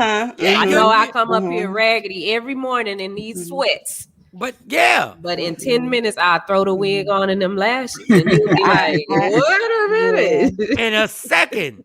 I know I got to be the angry black woman figure when I come to my son's school, because I tell him in a bit like, was they nice to you? And when I say were they nice to you, I also mean teachers. Like, were they nice to you? Yeah, did anybody bother you? No. Okay, because I come up there and I kick their ass. My mom, don't say that. No, don't say everything is fine. No, because I need you to know that I don't play about you. I need you to know that you're protected. And that's something I think that all parents, ultimately want for their kids. They want their kids to feel safe and protected when they go out in the world and go out to school. And you know what's crazy? Y'all get labeled as the angry black woman. Angry black woman. I know I am coming. I tell them I am the angry black woman. Yeah, but every mom, every white mom that does that does exactly what y'all do. Right. It's just labeled the soccer mom. Well, I think it's how you approach them too, because you can't come up there and be like, I can't be Keystone Polk on them. I have to, hit them with this is the legislation that I understand. I understand that you're getting paid for my child to come here. And then that's when they like, okay. But how the hell is that an angry black? Everybody else would be like, that is just you saying, that's you talking common sense and going like, this is what we're doing. But if a woman, and listen, guys, we have a lot to do with this. If a black woman happens to raise their voice or happens to give their opinion, they're an angry black woman. What the fuck is that? Everybody, my daughter's school definitely don't want that problem from me. Yeah, I know action. I know they don't. But my thing is, every time y'all don't even have to raise your voices. All y'all got to do is basically say, okay, roll your eyes, roll your head. But they can discuss. No, you don't have to do none of that. You don't have to do that. Just question, because you're questioning in opposition of something that they've done or said, or you're bringing receipts and you know what you're talking about, or you bring legal jargon into it. It's like, then they mad. Well, calm down. Oh, that's when they get really mad. Calm down. But why is that not calm? Why is that? Why am I not afforded that right to come and challenge you about something I know clearly you're wrong on when it concerns my child? Yeah. Because when Carly was in the first grade, they send a little sheet home that say, it has the colors on if they had a good day, bad day, or whatnot. So they had black on there, and black meant bad. And so when I'm looking at her sheet, and she in the first grade, I said, well, what the fuck is this? What? White is good, and I mean, these are the colors on the. I went up to the school. I talked to the teacher first, because you should start with the teacher before. Yeah, keep that comment on it. Keep going, Shawn. Keep going. Keep that comment on the principal. And I just pointed out to the teacher. I said, listen, do you understand that your sheet is subconsciously teaching these kids that black is bad? Yep. Y'all, out of all of the colors in this coloring box, you pick black as bad and white as good. And her old white lady, she looked at me. She said, "You know what, Miss Scott? I never looked at it that way." Well, now you did. Now change the shit to purple, green, or blue. No, just use red, yellow, green. Those are the universal colors that they need to learn. Red, yellow, green means the same thing around the entire world. Right. All right. Mark said this last comment. That's how me and my wife is. We both over 6 foot. Well, goddamn, y'all both over 6 foot. And put that New Orleans attitude on. We go to school. I wish me and my wife was over 6 foot. Oh man, I be beating principals' asses. Okay, like I get it. We're gonna take a black and mild break. When we come back, we've been so serious. I'm gonna tell you about these threesome I had with these Asian twins. Singapore and Yahtzee. What? We've been too responsible. We've been too serious. God damn it! Black women are not allowed to disagree. You're right. You're right. You're right. Black women disagreeing equates an angry black woman. I get it. Shit politely and smile while we do it. Oh, here go Billy J. You can't threaten faculty at schools no more. Those were the good old days. It's against the law in Jersey to even curse at a teacher. Hey, Ma, Oh, my kids gonna go to school. Well, I ain't never cursed at a teacher. I've never cursed at a teacher. I've never cursed. Somebody on my IG Live, shout out to everybody on my IG Live, said hi Soror. That means that somebody part of your I'm not familiar with them. Put that comment back on. We're the only constitutionally bound organization, brother and sister organization. So what I got hear that, Mike. Okay, but God bless. Sorors shouting each other out over here, and black women, listen, y'all got it tough. We do. Like y'all do. Like sometimes y'all annoying. But y'all got it tough. Y'all really do. I mean, it's a hard life. Sometimes y'all be in our net. But in reality, We in your neck because we care about you. I know. We want you to do better. And we want you to be better. We see the kings in you. We see that potential. And y'all be acting like peasants sometimes. I know. I'm not gonna debate that, and I understand y'all. When it comes to some people that are oppressed, Black women in America are probably on the. I don't know if I can top that. I don't know if I can top anybody who gets more flack than y'all. So, and I'm not, and promise y'all not gonna suck me into debating. Sometimes y'all be too much, but that's sometimes y'all be too fucking much. But that's personal. The truth hurts. The truth hurts. That's in our personal life. We ain't supposed to put that out in public. Sometimes y'all too much. All right, I'll take a black and mild break.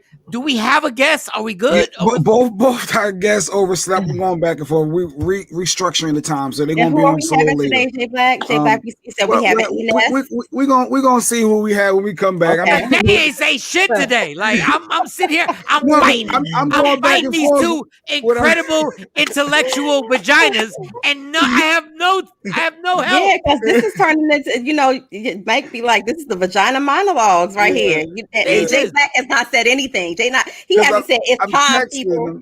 Me and the guests back and forth, oversleeping and restructuring the time. Dude, I was sitting here fighting. I'm sitting here. I bowed down. I bowed down to my B words. I was like, I can't fight them. I can't fight them by myself. Oh, God. Even though Kevin said when a woman don't complain about you, her ass is out. It may wait, Kev. That's true though. Wait, no. Yeah, if I ain't saying nothing, I'm not complaining. If I'm not complaining about something. No, listen, y'all. Slow down for a second. Sometimes, get this straight. Y'all gonna be like, I can't believe this. Sometimes a woman can be happy. God fucking damn. She can literally be happy. That's why she's not complaining. So Kevin, stop having low self-esteem. Sometimes you're actually doing the right things and your woman is like, I'm fucking happy. Now I'm all smiling. I done stretched out his shirt. I done showed everybody. He's gonna come with that comment. Like, Kevin, no, we love you. I don't think he really means complain. I think he used the wrong word. Well, what the fuck? How you gonna decide what he just? I think he used the wrong word. I think what he's trying to convey. I think he used the wrong word because I think what he's trying to convey is when we get quiet. Right. If I stop talking to you, I can't be quiet and not be complaining and be happy. But when you doing that messed up stuff and I don't say nothing and I just be like, okay. Shawnee, stop reading into every fucking thing. How about your ass might just be delighted with his ass? You might literally be delighted. Okay, let's stay positive. You might really be like, this motherfucker that made me happy. Like sometimes when a woman don't complain, it could be because she's happy. Like y'all literally go to sleep. Y'all don't even have sex. Y'all hold hands in bed because she's happy. Wow. Like that really does happen, y'all. What? Yeah. Really? Like a man could really, like every man wants to put this perception when he comes home, he has to sit in the car and be like, oh, I don't feel like going in the house. And how about there's a bunch of guys who get out the car like, I want to walk in. Why? Dang. Because I'm happy. I really want to see this woman. And I've never been married, Mike, and I hope that when I do get married, and if I do get married, that my man never sits in a car in front of our house and be on some, damn, I don't want to go and see this bitch. You better hope you ain't sitting out there doing it, because it was many a days I would just drive around the block, be like, damn, I don't want to go home. Yeah, but understand. Let me give you like, because we are so quick to say those moments, and I've said those moments. I've said the same moments, but they're also it's not cool to say when I walked in the house and I saw Stacy sitting, just doing like might be in the kitchen on her laptop, and I was super glad to see her. Like nobody brags about that stuff. You're right. Nobody ever puts that. And during the pandemic, people were forced to be together. That's why divorce rate shot up, because you're forced to be. Violence too. Yeah. So and divorce rates went up, and all we get is divorce rates went up, but we never get the point where how many people didn't put that Instagram post when I was sitting on the couch with her and we were all good. Yes. Yes. We don't get that all good thing when you were like, what do you want to watch on Netflix? Oh, let's watch that show we started together. Nobody ever, that's not a good post. That doesn't get 6,000 likes.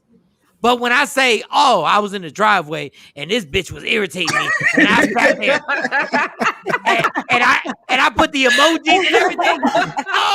You're gonna get a lot of comments and likes. Yeah, because I can't stand this either. Yeah, be high-fiving you. High-fiving. But if I put a picture of the key going into my door and I go, can't wait to see her. Start that movement. Yeah, start that trend, Mike. Next time you go to Jersey, take a picture you putting the key in and say, can't wait to, and post it. Yeah, start that trend. And you know what? You are absolutely right. Jay, you too. And then guess what? And you're right. No, Jay gonna take a picture leading to the kitchen saying, can't wait to see her and the bacon.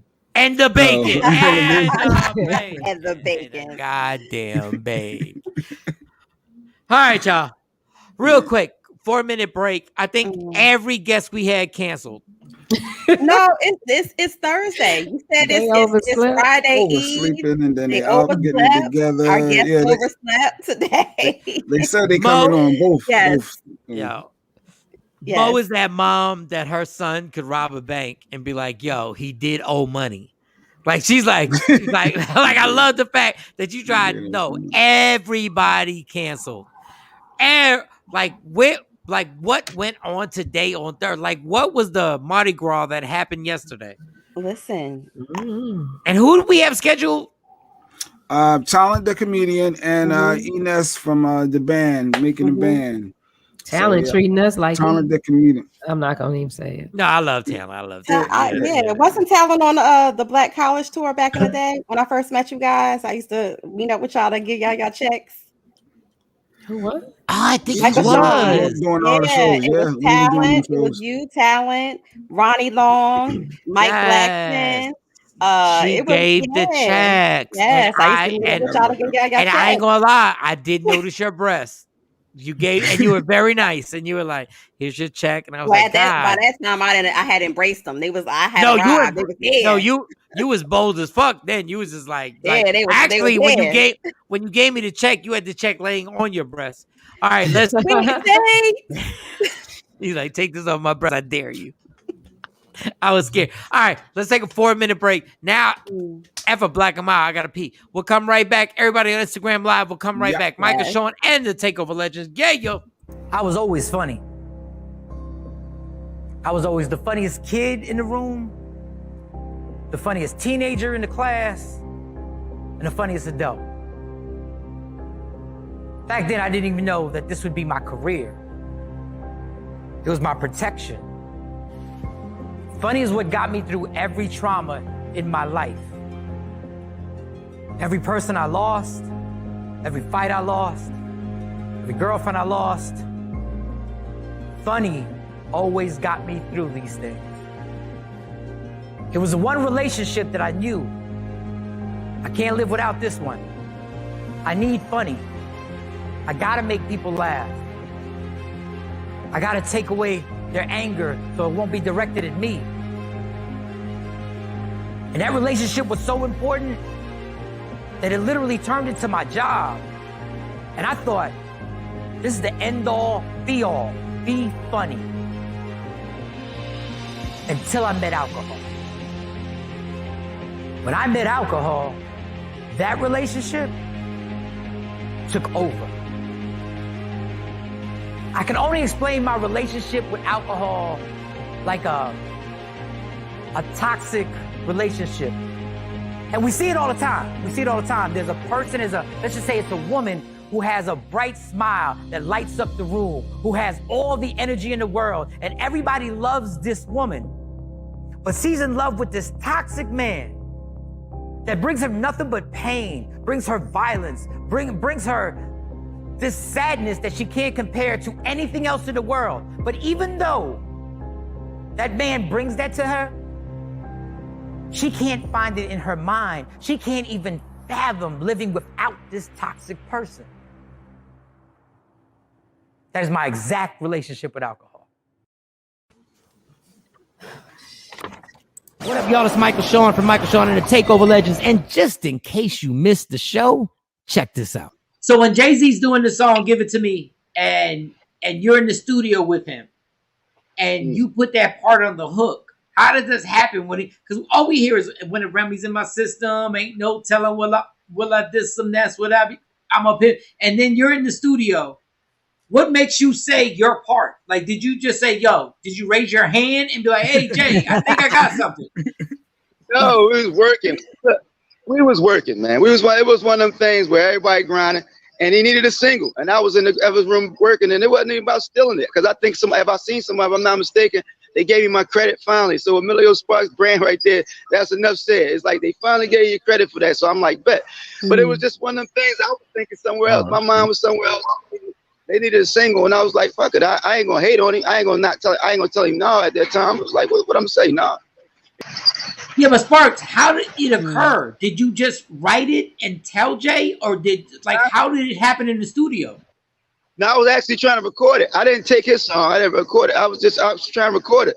And I think somebody told him I had a good record, and then he came over. He was like, yo, I'm gonna just single. I was like, fine. Oh, so wait a second. That was your song to begin with? For sure, that Give It To Me. Everybody knew that. That was my record. Everybody knew that. What you say, Mike? No, I said I can't believe. Like, I've heard these songs, I've heard these stories before, but that was your song, and Jay said I need a single, and he just took it from you. Yeah, it is what it is. But I ain't bugging because we made history together. He made a little bit more history though, Sparks. He made a little bit more here. He made a little bit more. Sparks. What was the name when you had the song? What was the name of the song? Had you already had a title for it? Yeah, Give It To Me. What you talking about, Mike? Michael Shawn and the Takeover Legends. Your escape from reality. Right here on Free Agent Radio. Don't never stop if you want to be on top. Yeah. Tap in. Tap, man. Sometimes when we go to commercial and we hear, like, when I hear some of these clips, I realize how classic that is. Emilio Sparks was part of Rockefeller Records and basically just told us he had a song and Jay-Z took it. Give it to me. Give me that funk. Because he was on the hook. Yeah, he was on the hook. And I'm thinking, oh, he just did the hook. Gonna find out that was his whole song. It was his whole song. Yes. Like, God. Oh, man. Shout out to Emilio Sparks, man. Shout out to him. Listen, I love Sparks. I remember that time we had the contest at the radio station. And he ended up being my Valentine's Day date. We did a group Valentine's Day. Yes. All was in a this guy I was seeing, he got a little crazy with me and tried to put his hands on me. And Sparks pulled out the hammer and was like, yo, where he at? And Sparks should have put out the hammer when Jay-Z took the goddamn single. When he took Give It To You, should have put the hammer out. That's what he should have took the hammer out, goddamn it. You ain't getting this one, Hope. Listen, Sparks is all right with me. Oh, my God. Shout out to Kenny. Like, he's one of those people that, like, Sparks is supposed to be rich. Petey Crack is supposed to be rich. Those guys, like, they got the it factor. I don't care what nobody say. Like, I forever mess with them. They got the it factor. That's crazy. All right. On that tour with the Locks and Dipset. So State Property. Yeah, State Property. That's gonna be I wonder if all of them is on the tour. Like, Sparks is not on the tour. I don't know why my camera don't work. Petey's on the tour. Petey, Beans, Freeway. I think Young Chris and Young Guns, Chris and Neve. Matter of fact, let's get them. Why are y'all not getting on? Why is Mo getting on there and Jay Black's not getting on the I don't know, but I know Chris and Neve are they always participate. Like, they always are on the State Prop tours. Like, when they do shows, Chris is normally Chris and Neve, Freeway, Beans. We know Oskino ain't gonna be on there because they the only one who I don't see. Yeah, I don't ever see Oskino, but it's gonna be Beans, it's gonna be Freeway, it's gonna be Petey Crack, and that's it. That's it. Yeah. No, Young Guns. You need Young Guns.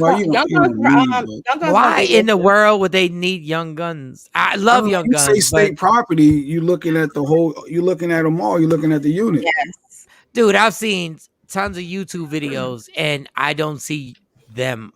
I don't see the Young Guns on any of their shows.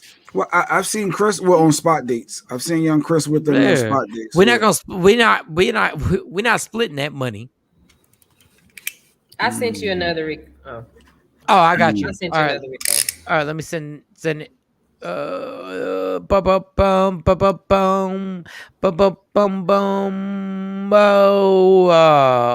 damn. For some reason, this. Okay. Dave, we waiting, Dave. Yeah, he's getting some stuff together. Him and our other guests. So we hopefully should still have him on today. It's still. He woke up. Who? Yeah, he's getting it together. Yeah, Ness is up, Talon's up. They just some things happen in the morning sometimes. I'm about to get a Ness cheesecake. Talon. This is the second time. Goddamn Talon. Talon said he need another 5 minutes and he'll jump right on. Yeah. Goddamn Talon. What is going on? Yeah. That's my big homie. What stories didn't we do? It was an airplane. We was talking behind the scenes. I was just looking at it. Where they duct tape. I guess something happened with an unruly passenger, and they ended up duct taping him not only to the seat, and then started duct taping his mouth. No, there was a white boy that was on there, and he was yelling about how like my daddy's rich, my grandfather's rich, and first of all, like I'm not downplaying this. He's like my granddaddy's worth like $2 million. I'm like, bitch, come on, stop. That's it. Like really, like now, mind you, if I'm worth $2 million, I would really be happy.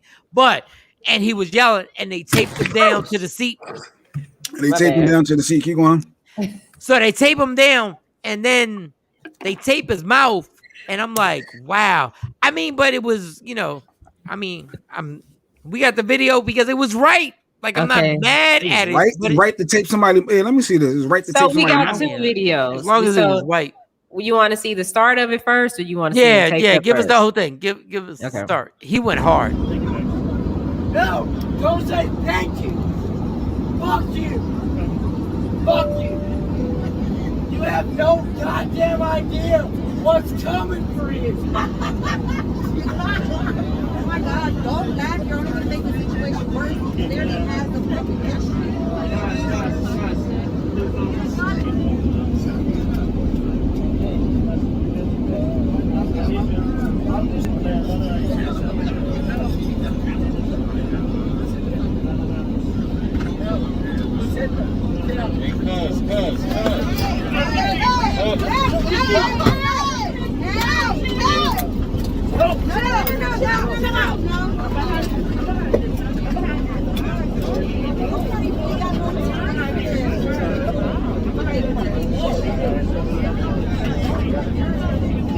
Guys, we need all the men back here.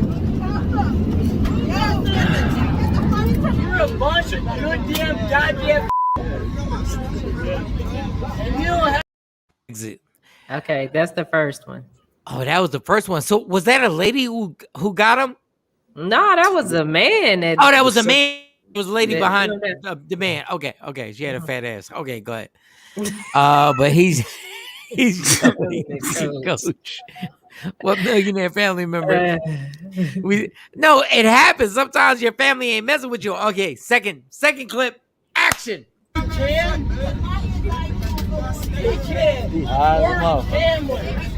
That's what he is. If he doesn't, he's not gonna make you a great person. That was that delay.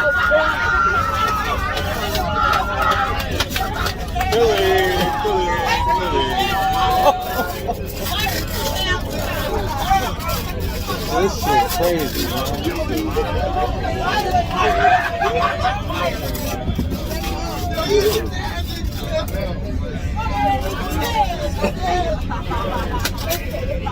I can't believe this shit. Right, he's doing a lot.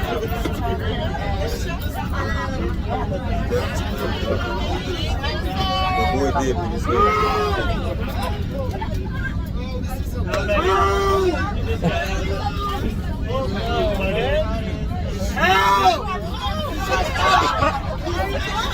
All right. In this situation, he's obviously drunk. And in his drunkenness, he's never said the N-word. He's never said any racist things. But this is my thing with airlines. Why do you feed people alcohol when you're on a flight? Like, you're asking for these problems. Like, he's the one white dude that I'm like, he was literally harmless. And the taping and all that stuff is overkill. Mo, you're muted. You said the tape was overkill? Yeah, no, J Black, did you mute me? Yeah. No, the tape was overkill because you fed him alcohol. Yes. Like, the man, like, you know, when somebody gets intoxicated, that's when the racist things come out. Mm-hmm. He never said anything racist. He was literally on his, my grandfather rich, my grandmother rich, and y'all taped him up. But why are these airlines still feeding people alcohol on the plane when you see how dangerous things are getting?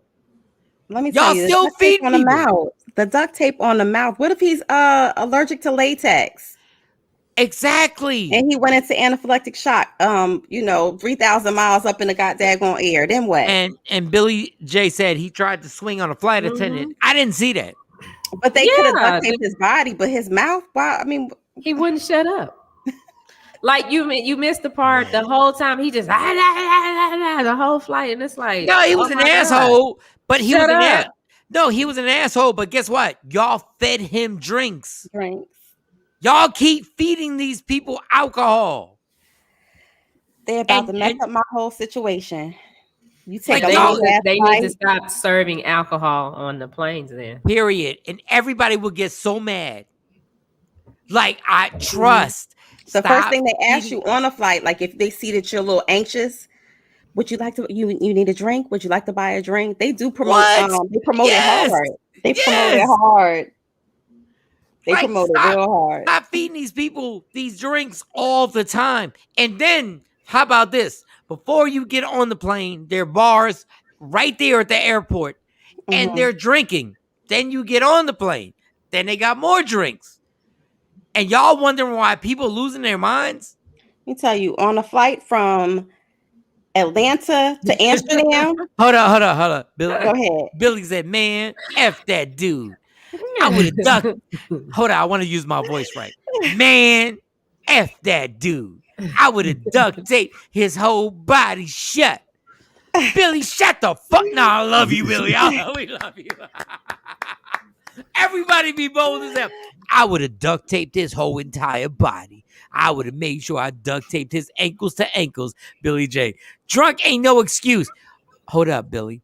Drunk is an excuse to keep you from getting that ass with. Drunk is an excuse when you fed me the drinks. When you actually gave me you were like the plane is like giving drinks out, and then they get mad when somebody wilds out, and you're like, dog, you're feeding these people the drinks. Mm-hmm. On international flights, the drinks are free, right? So think about you trying to show off right now? No, to show off. Really talking about her trip to Dubai. Is that what it is? No, I was just going to say, like, I got. When I went to Orlando with the kids, nobody gave me. Okay, my bad. No, you continue. Go ahead. My bad. But no, like going to Korea is like a 14-hour flight, right? So when I went to Korea, you been to Korea? I have. For real? You have? Yes. For what? What did you go for? For what? Why did you go to Korea? For what? What did you go for? I went to Japan too. For what? For what? To travel. God, no. You don't know nobody. You How they don't know treat me? nobody in Japan. God damn it! You don't how know they treat nobody. me. Hold up. Why? No. Fuck this. And shout out to my friends in Dubai that I met. This on Okay, IG you went to watching. Japan by yourself for what? So I flew to Japan. I met my aunt over there, and my uncle was stationed in Korea, so I went to Korea to actually visit my uncle. But Japan was was just a separate trip. Okay, back to your point. All right. Okay. So my That makes point sense. That is, makes on sense. these That makes international flights, the drinks are free, and the flights are long. They don't put a cap on how many drinks you can have, and they got don't? top. Oh no, international. I should have flights, been with it. Oh God, go ahead. You off. They don't cut you off. So by the time I got to Amsterdam, I was low key loaded nice. And so if anybody's ever been to Amsterdam, or if you even had a layover in Amsterdam, everything in the airport got alcohol in it. Yeah. And if your layover is long, you can leave the airport, go get a little nice something, and then come back into the airport. So when you were in Amsterdam, were you by yourself? No. I didn't go. No, I was with someone. Oh, nice. Yeah. Man, Mo been all over the world. All over the world. So our guest is in the waiting room too, Mike. We got talent in the waiting room. Yes. Yo, you know I love talent. He's my dude, but fuck him right now. I need to know.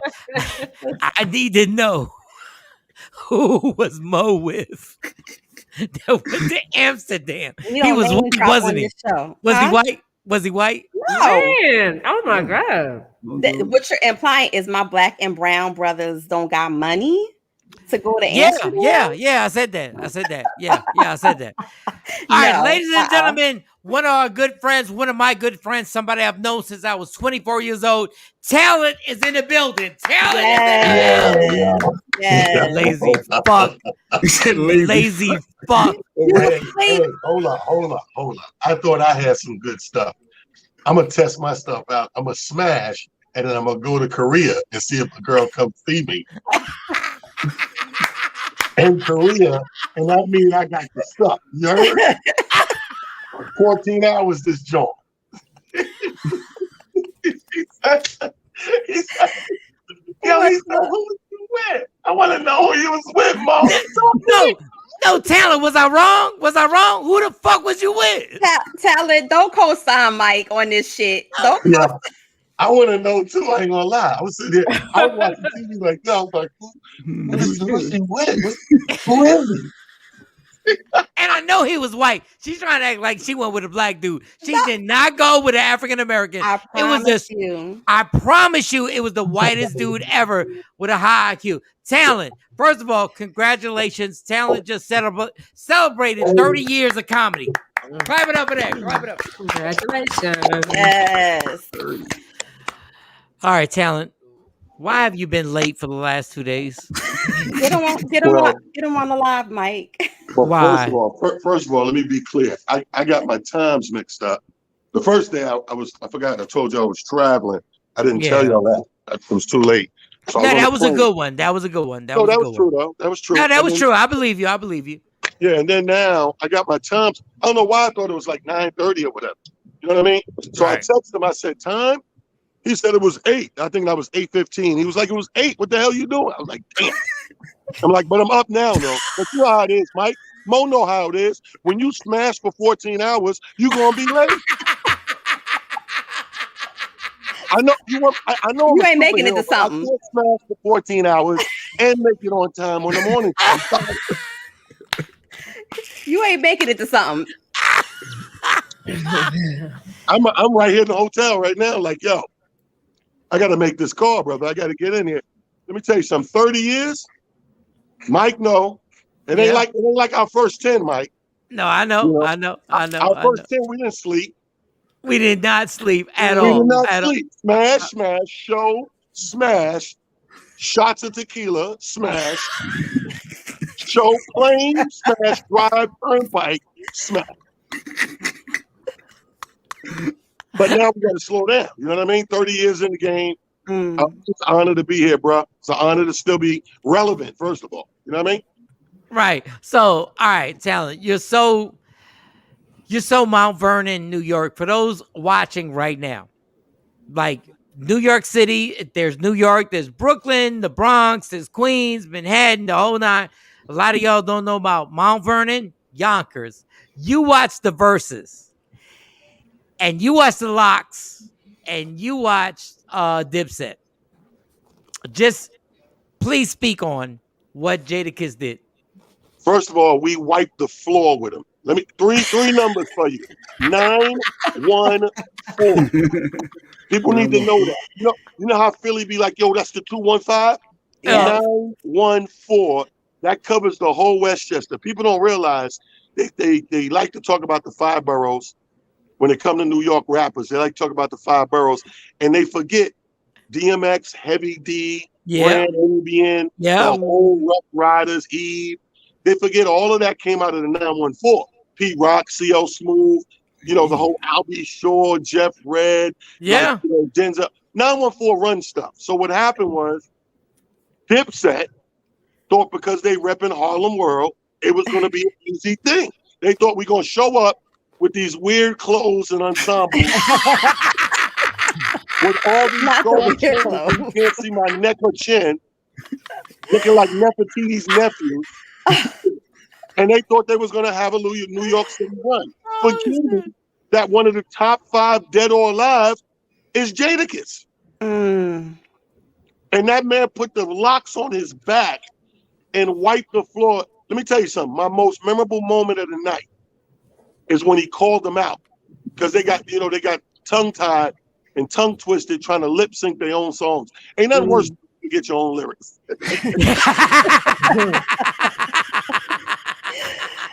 I was doing a show one time, and I was doing a joke, and people don't realize, Mike, sometimes we do a joke different on purpose to test it out, see what works best. Yeah. So I'm in the middle of a joke that I've done many a times before, and I guess some guy who knows the joke and likes the joke said, nah, you said the other thing, then the thing. And I was like, get out of here. I wrote it. But they couldn't remember their joint. And the most memorable part is when Jadakiss called them out. He said, hold up. He said, yo, they rhyming over the lyrics. He said, yo, and they don't even know the lyrics. He said, yo, y'all jipping the people, man. First of all, when the last time you heard the word jip? That's exactly what I said. Yes. I said, Jadakiss brought me back to my mom's. Yes. Like, Jadakiss jipping. Yes. He said, yo, they jipping y'all. He said if they wanted that, they could have stayed in their car and listened to this shit on Apple Music. Yes. And then he went into a hard verse, and then he killed it. The lyrics was crazy. He's a wordsmith. You know what I mean? And Jadakiss is a hybrid of these times. He could rock with the old rappers, and he could rock with the battle rappers now. He's one of the few dudes. I don't know too many rappers that could do that right now. Dude, the internet went crazy. Everybody was on their live, and 914 is in the building. They got to respect it. All right, Talent. I've been waiting to tell this story, and Talent is like, how tall are you? 6'6". Yeah, 6'6". Talent big. Like Talent is like Talent. Is he real big? Like, is he real big? Pause. Everybody pause. Everybody pause. Everybody fucking pause. I can't. I just wanted to know how big, Mike. That's it. I can't ask this question. They don't have to pause. Keep telling me how big. Fuck you. Pause. Everybody pause. Put your hand up. Let me see your hand. Let me see your hand. No, don't put your hand up. Don't you put your hand up. Fuck you. Put your hand down. Put your hand what he said? Palm with that? Wait, show him again. I done seen you in person. All right. Enough. Wait, one more question. What size shoe do you wear? Oh, come on, Shawnee. I just want to know. Really? It's a goddamn shoe. It's a shoe. It's just a fucking shoe. Let me look at your nose. No, what the fuck is the nose about? What is that? What does the nose mean? And he's displaying it all. And stick your tongue out. Stick your tongue out. All right. Stick it out. No, stop. We're stopping right now. Ladies, shut it down. You're going to human resource right now. Human resource. Everybody's going to human resource. All right. So Talent, number one, is one of the funniest comedians that I've ever seen in my life. I've seen him do a gang of things like people don't understand. But Talent is one of them dudes, like even when I was drunk, Talent is a big person, and he would grab me and be like, Mike, relax. And he have his hand over my shoulder. You good? And I'm like, I'm good.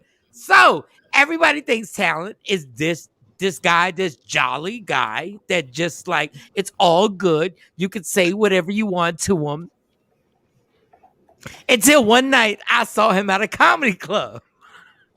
And I'm not going to bring up the comedian, but somebody forgot Talent was 6'6" and said something crazy.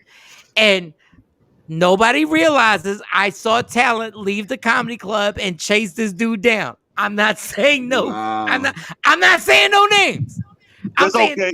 I choked him too. You can say it. Franz. No. When you say six, you can name drop. All I know is Talent is the friendliest person I've ever met in my life. Ever. And I saw him at Caroline's Comedy Club. It was Caroline's, correct? New York. And all I did was say Talent, and he was like, Mike, you killed it. Yo, you killed it, son. And I've never seen Talent escape over steps and go outside. And I was like, so, okay, can you please tell the story on why you rushed out? First of all, it was one of those nights where the radio hosted a midweek show at Caroline's on Broadway. Right. And it had about, I think Ed Lover, somebody was hosting, and it had 4 or 5 comics. So I left a show, and I knew you guys were over there. So I was like, I'm going over here. I got time. It's early. I'm going to sit in the back and enjoy the show. Mike Shawn's on the show. I didn't even know Franz on the show. I just knew you was on the show. So I go sit in the back at my Heineken, and I'm enjoying the show. And then they bring Franz up next. And I'm sitting in the back, and he's doing good, and I'm enjoying Franz. And then out of nowhere, I watched him segue into my bit. Totally stole my shit. I'm like, so I can't sit through this. Now I'm like, I go out in the lobby trying to figure out, how do I approach him? Do I approach him? So when he comes out, he finishes, I approach him politely. I'm like, hey, bro, what's a good set? And I shook his hand. And while I shook his hand, I'm holding his hand. I said, hey, but let me ask you a question. Like, how you going to just steal my whole bit? And he looked at me and said, he said, what bit? So when I said what it was, he said the dumbest shit you could say when somebody approached you like that. I said, the bit with the blah, blah, blah. He went, oh, no, I stole that from somebody else. And I said, yeah. And then he did like this, because I'm still holding his hand. He did like this, choke for me. So he's getting loud, takes his shirt off, security's coming over. So I smoothly go to the bar so they don't know it's me, because I don't want to ruin my whole little connection with the club.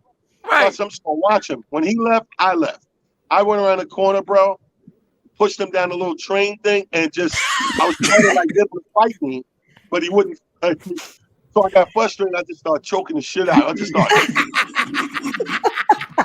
And if it wasn't for a couple of comedians passing by, it was the funniest thing, because you choked somebody. They start peeling one finger at a time.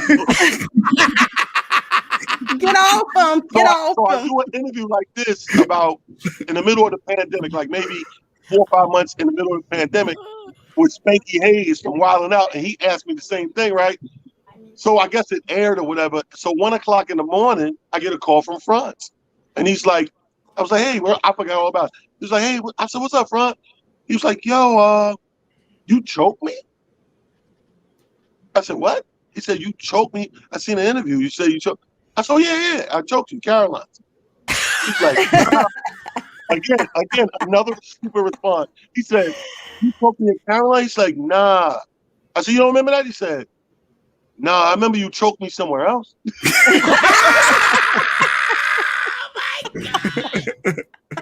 Oh my God. Who said that? Who says that? He said, "No, I remember you took me somewhere else." Don't you? Yeah. Oh, that's crazy. All right, Talent. Okay, all right. I want to ask some serious. I can't believe you just said that. I swear to God. Okay. All right, Talent. You're amazing. Obviously, the first time I saw you at Boston, I saw you at Showtime at the Apollo. I think it was you. You taped the show. Tracy Morgan taped the show, and I was with my ex-wife, and I was sitting there going like, I'm going to kill the Apollo. I'm going to. And God bless, I got to do it. But what are the one thing in your career that you regret, that you say, I should have done this, I should have done that? One of my first managers, shout out to Barry Katz, who went on to be a super producer of everything. He told me, I think I want to say I was like something I did about 7-8 years late that he told me, advised me to do 8 years prior was he was watching, he owned the Boston. And he would watch us and he would watch out, we moved in cliques back in the day. So it was me, Will, Artie Foucault, Ian Edwards, a bunch of us, like 5 of us, Rudy Rush. And he was like, yo, and one day I was at his office and he said, can I give you some advice? He said, I know you may or may not look at it a certain way. He said, but I feel as your manager, I should at least tell you what I see. And I was like, all right, yeah, whatever. And he was like, I think it's time for you. You have to separate yourself from this whole clique thing. He said, because you stand out, first of all. He said, but the problem with that is inside the clique, these guys are starting to sound more and more like you.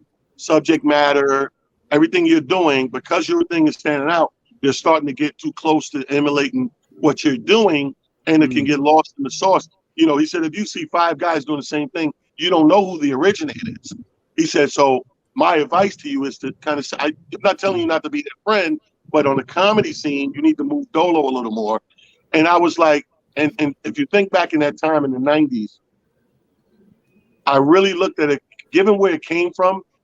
I wish I had the intellect of a grown businessman today, but I was 8 years removed too late from what he said to get what he said. I looked at it like, here's this big Jewish white guy telling this black guy with his black friends to leave him alone.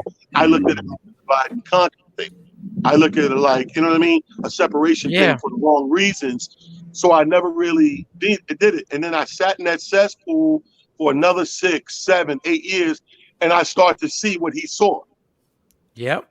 And eventually I said, you know what? I got to start to pick my battles and separate and do what I got to do and make my moves. So, eventually you still get what you're going to get, but it would have just came a lot sooner. So that's the only thing really that I really regret in comedy. You know what I mean? The most important thing about comedy is the connections we make along the way on our journey and the impact of those connections, how we impact those people that we connect with. Okay, other than me, who makes you really laugh? Like, other than me, God damn it. Because you just know it. Other than me, like somebody like who just like you go like, because I've watched you at comedy clubs. I've sat in comedy clubs with you, and when your laugh comes out, when you start laughing, it's a real laugh. It's not bullshit. It's not. It's not, like when you really get your like you a big ass dude who giggles, which is really I should punch you in your stomach. You're a big ass motherfucker who really giggles. Listen, who makes you really? And I'm gonna tell you a story after you answer this. Who makes you really laugh? I really enjoy my top 3: Tony Woods, JB Smooth, and Kyle Grooms. Wow.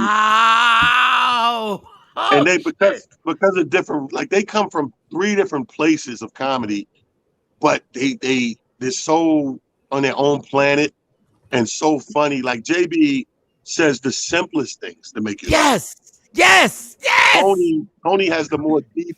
Tony and Kyle have this deep, intricate plot and subject matter to get to the laugh. But either way, they're gut busters. No. I'm so glad you said JB Smooth. I'm so glad you said that because they're comedians. And I'm not going to mention any names because I'm not 6'6", so I don't want that smoke. I don't want that problem. who were like, oh, JB, he done got Curb Your Enthusiasm. He ain't funny no more. And I'm sitting there going like, I've watched JB at comedy clubs, and I've thought to myself, I don't know why he even thought to say that shit. Like, I can't believe he said that. What was the question I was gonna ask you? Dave Chappelle. When you watch him, what do you think? Dave's an acquired taste. Dave is don't get me wrong. I would let him have the label of genius, but he's an acquired taste. A lot of us, we're quick to say funny and not funny, which is not the case.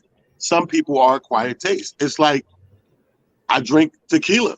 Some people don't like the taste of tequila. We both end up at the you don't same like place. Dave You're gonna Chappelle? have your Hennessy. Say I'm you gonna don't have my like Dave tequila. Chappelle. We're both staggering up. You know what I mean? You don't like Dave Chappelle? But I think, yeah, I mean, I like him, but he's a hit and miss. He's an acquired taste. Look at Dave Chappelle when he first came back on the scene. He did 3 specials. It took 3 specials to get his feet back under him. You know what I mean? By the 4th one, I was laughing again with Dave. The first 2, not so much.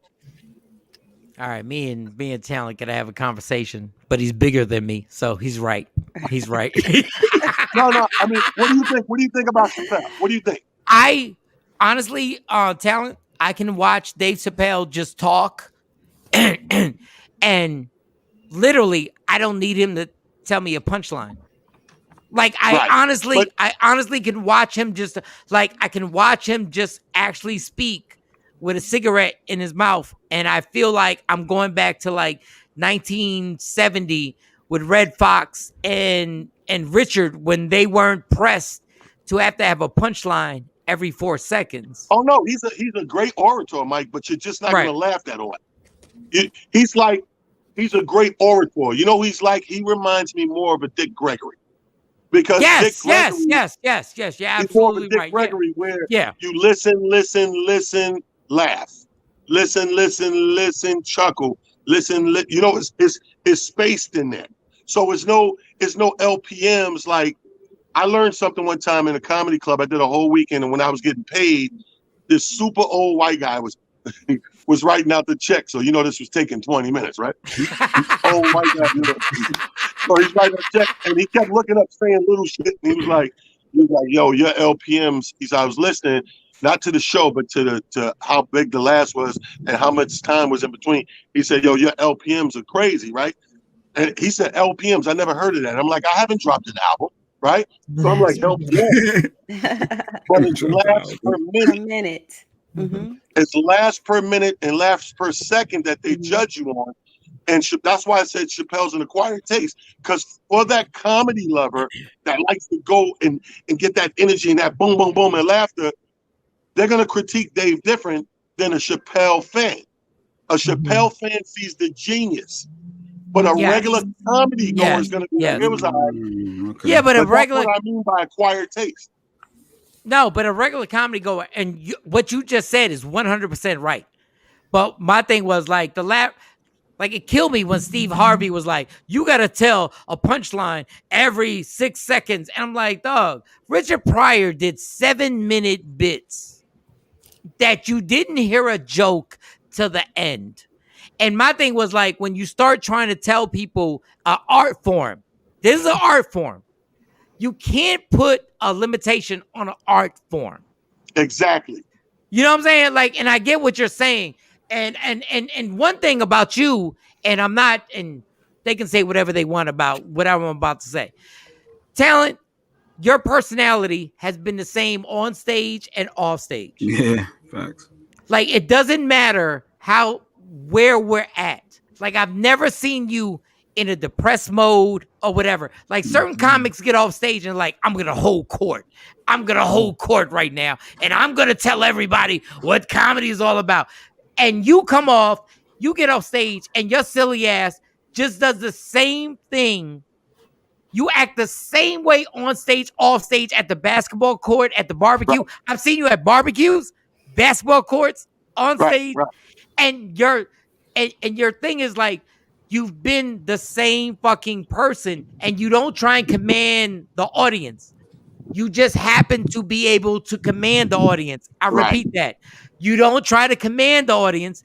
You just happen to be able to command the audience. Even when we're sitting at a bar, doing shots, you're the same dude. How do you keep that? And how do you sometimes think to yourself, maybe I should try and be extra? Because of this right here. See this right here? Yeah. Since day one, this right here was given to me from Africa, right? So people see me wear my chain and, you know, with all the jewelry styles and the ropes and the links, and they, you know, this never changed. And they always get that question of, yo, you had that on since 91, like blah, blah, blah, blah, blah. And I'm like, you did. Yeah, you did. But this is what keeps me grounded. I went to Africa my first year in comedy and opening for this band, this African band. And we did about a week straight, and they came and gave me this, and I was like, I wasn't going to take it because I don't really wear jewelry. I love watches, but I don't wear jewelry. And it was like, no, well, this is when they gave me the story behind it. On the bracelet in the back in Swahili, it said, God be with you in Swahili. And then this piece right here, it was no chain, it was just a piece. And it was like this, we're going to give you this. And I'm like, well, what the hell is that? And we're like, this is smooth onyx. And it was like the circle, it's in a circle to represent, this is the light at the end of a tunnel for a black man in America. There was like, wow. But that's the point. Wow. There is no light given to you. You have to create your own light. So this, you put it on your neck, and it reminds you every day that you have to make your own light, A. B, quick as you get it, quick as it can go. So you have to pay attention, cherish each moment, and move methodically throughout your realms in entertainment. The problem with a lot of comics is this. When they get to the level that they deem funny or they make it, they think that they have the formula, and they think that they can tell somebody, they think their way is the only way, which is, you sound stupid. Right. If you look at any other realm of entertainment, many people make it many different ways. Your way is not the only way. That happened to be the way for you. You made it that way. This next young guy coming up, you can't put him in a box and pigeonhole him and say, you got to do this. No, that might not work for him. Because when I look at comedy, and I'm sure you guys agree, we look at comedy and we look at all the funny out there. It's so much diverse, an array of talent out there. JB is totally different in his own world than Chappelle. Chappelle's in his own world from Earthquake. Earthquake in his own world from Bill Bellamy. Bill Bellamy's in his own world from Cat Williams. Cat Williams is different from Kev. Yeah. And on and on and on and on. We are people. So the same way we're different in walks of life, we're different on that stage and microphone as well. It's easy. When you're a real dude, you just said it in the beginning. Like, when you're not pretending, you never have to pretend. No, real talk. And I have to ask you this. And I wish I have to get you in the studio, and I want I just want cameras there because I have so many questions for you. What was the one thing that sometimes you lay in the bed, pause, and go, and you go, I made a mistake there.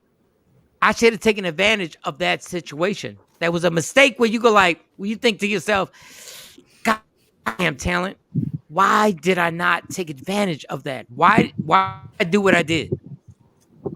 The only thing I think of like that is when I got into film, and you know, again, you're new to something, you don't know the full business of it.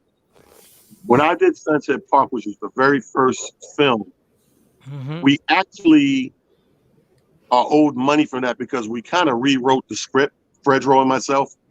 Right. And then I would go on with the writer of that, and I would go on to the second movie, and I would punch up that script as well.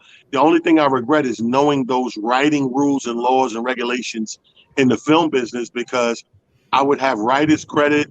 You know, I probably went on to 10 more, written 10 more things and got with some big writers and did those type of things. When I look back on that, that's probably the only thing I would look at like that, because Sunset Park had been sitting on the shelf for years because it's a true story.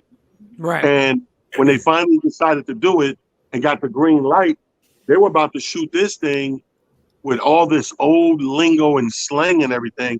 And myself being who I am from 914, Fredro being who he is from Onyx, we read this thing and we're like, we don't say that no more. Like, nobody says that. So we end up rewriting that joint, and they were like, you guys are from New York, have at it. But if you knew better, I mean, we just did it because we didn't want to look stupid on the screen. Right. Yeah. We didn't want to be in gym. You jive, turkey, sucker, check ball. Jive, turkey, sucker, check ball. So we were looking at it from that instead of a business like, hey man, if you want us to punch, you need to punch it, but we need writer's credit. That's another check. We need to be recognized like that. You know what I mean? Yeah. What? And then I'm sorry because I dominate the questions all the time. I apologize for everybody on the team, but I have so much for you. And then Mo, you can go right in. Talent. What is one of your insecurities? I got over it. I just beat it like last summer. One of my biggest things was performing in shorts. I hate performing. He always got jokes. First of all, fuck you. But real? I hate. I will never perform in shorts. Well, fuck you for real. No, I respect that. I respect that and I understand that. And see, I never looked at it like that. Like some people look at it like it's unprofessional, whatever. And I get that. I respect that. I was just scared. It had nothing to do with professionalism. It was like an inner fear. Like I remember rushing the gigs and having shorts, and nothing was wrong with the shorts. But I would be late because I had to stop and find some pants. Yes. Like I'm like, oh my God, I need some pants. I can't get up there like this. And it was just the fear of, I got these girly ass legs. You know what I'm saying? I was like, yo. Okay. It's all I'm a firm believer in never giving nobody any extra ammunition. And all I need is one good heckler to be like, yo. Look at them ankles. Ass. But I got over it this past summer because everything was outdoors, so it's hitting all these outdoor stages or whatever. And I one time I went up there and I was like, hey, that wasn't bad. Then I did it again. So I did it about 3-4 times since last year. That was one of my big insecurities, no lie. That was crazy. All right, go ahead, Mo or Shawnee. Y'all got a question? Because I got like 2 more for him. I got to ask these questions. I'm holding it back. I got a question. So, Michael Shawn has a situation here every month, and he's picking up some more situations. Oh. Yeah, LOL. So I want to know, this is my question for me. So this is me and you talking. Okay, when Mike gets ready for some more of these situations, I need to know if you'll be willing to get on a plane and be a part of this. Because we're trying to keep Mike Shawn going in Texas. So this is what will happen. I will give Jay Black the information since he has your number. And I just need you to say yes and send back the contract. Okay? Oh, say less. If Mike's involved, Mike know I'm involved. Mike's always been a phone call guy. There's certain people in this business that what I call a phone call guys. Like they're a phone call away from getting it done. You know what I mean? Like, because it's been 100 times you called that person and they said, no problem. So when they call, you be like, no problem. You can do it. You do it. Absolutely. So let me ask you this. Does Mike Shawn have your phone number? Absolutely. Okay, so I'm going to get on Mike Shawn after the show because 2 weeks ago we had this conversation and I told him, everybody in your phone so we can get this set up, and he has been making my life hard in trying to make this situation right for him. So I'll be making a trip to Arlington today. Oh, my God. No, I'll see you tomorrow actually. So I can't wait to get to Arlington, man. I'm waiting. No, shout out to Talent. Talent's always been one of the people that I've Talent was there, and I've said this story a million times at the Boston Comedy Club where you had to go to Talent to get on, and it was him and Will and Rudy, and you had to get on, and Talent was like, I walked up in there and I was like, and then Talent was like, he always has this, thing where he puts his hand on your shoulder. And he's like, yeah, so where you from? No, I'm doing comedy, whatever. And then he finally got me. He was like, you gonna go on tonight? Tonight? He got the Heineken in his hand. He's like, tonight you going on. And that night happened to be hold on. That night happened to be the night that fucking Chris Tucker walked in. And he was like, and Taylor was like, you next. And when Taylor has that bass in his voice, you next. And then he was like, yo, hold up. Somebody came in. And it was fucking Chris Tucker. And Chris Tucker blazed, this is Chris Tucker at his like apex. And then when Chris, it's not like Talent said you can't go on. Like Chris Tucker got off, and Talent said, "You still want to go on?" And I was like, and I said, "No, you get in the show right now." Well, what kills me, he said, Talent got this thing of putting this hand on your show. You know, I never noticed that. You make me feel like Governor Cuomo. Nice enough, baby. You know what I'm saying? Yo, I did a joke when I finally got on to Boston. I did a joke and I had a Rubik's Cube joke. Some of y'all don't even know what the Rubik's Cube is. And I did this Rubik's Cube joke and I killed the Boston for like 7 minutes until I put that fucking hand on my shoulder again.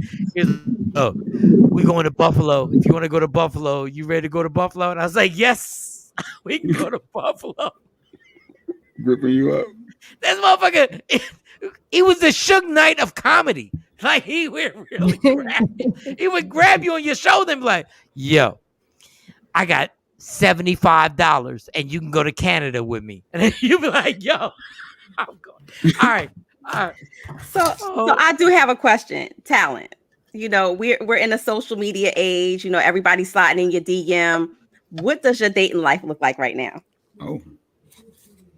He's a savage. He's a savage. He's a savage. I mean, you know, 30 years in comedy. I know you done seen a lot, but like right now, like where you are right now in life, what does dating look like for you? You know what's funny is like nothing's really changed for me. I've been very methodic with that. So I still see some of the women that I've seen 10, 15, 20 years ago. Like, you know what I mean? Because I feel like if ain't nothing wrong with them, I throw them away. Oh, so you got some old people. You got some old people. Oh my goodness. The only thing that comes in between that is like when you got a guy who's married to this, right? I'm married to this. Yes. So being married to this, it really doesn't allow the room to be married to a human being. So I've made up my mind. I've made my decision that I'm not going to be the guy to get married per se. Now, will I be the guy to settle down? I've done that several times, but I'm very methodic. So most women, and thank you God for sending some really good women my way. Most these women are really good catches, right? But their end game is marriage, and mine is not. So somewhere with crossroads, well, they'll go, well, get off the pot of piss, and I'm not getting off the pot, and they'll be like, well, screw you, I'm out, and they'll either go get with somebody else, get married, have kids, whatever the case may be. 9 times out of 10, they come home to daddy. They coming back to daddy. So I got a question off of that because we've been talking about this on this show. So do you think that the man should ask the woman to get married, or is it okay for a woman to ask a man to get married? I'll say, well, I'm old school. I'm old fashioned. I think the man should ask, because I had a woman ask me, scared the shit out of me. It did. And had she not asked me, because this was back before I got to the place where I knew I wouldn't get married, and there was still a possibility. She asked me back then, like we was at the Boston Comedy Club, and we had been seeing each other. And I really, really was crazy about this chick. And I don't know, her friend geesed her up, and they came, and I'm outside, Mike. You know how I was managing the line with people. And she was like, come here to the side. And I said, yo, finish seating. They want to ask me something. And I walked to the side, and she went bam with the ring. Y'all want to get married? Yo, wow.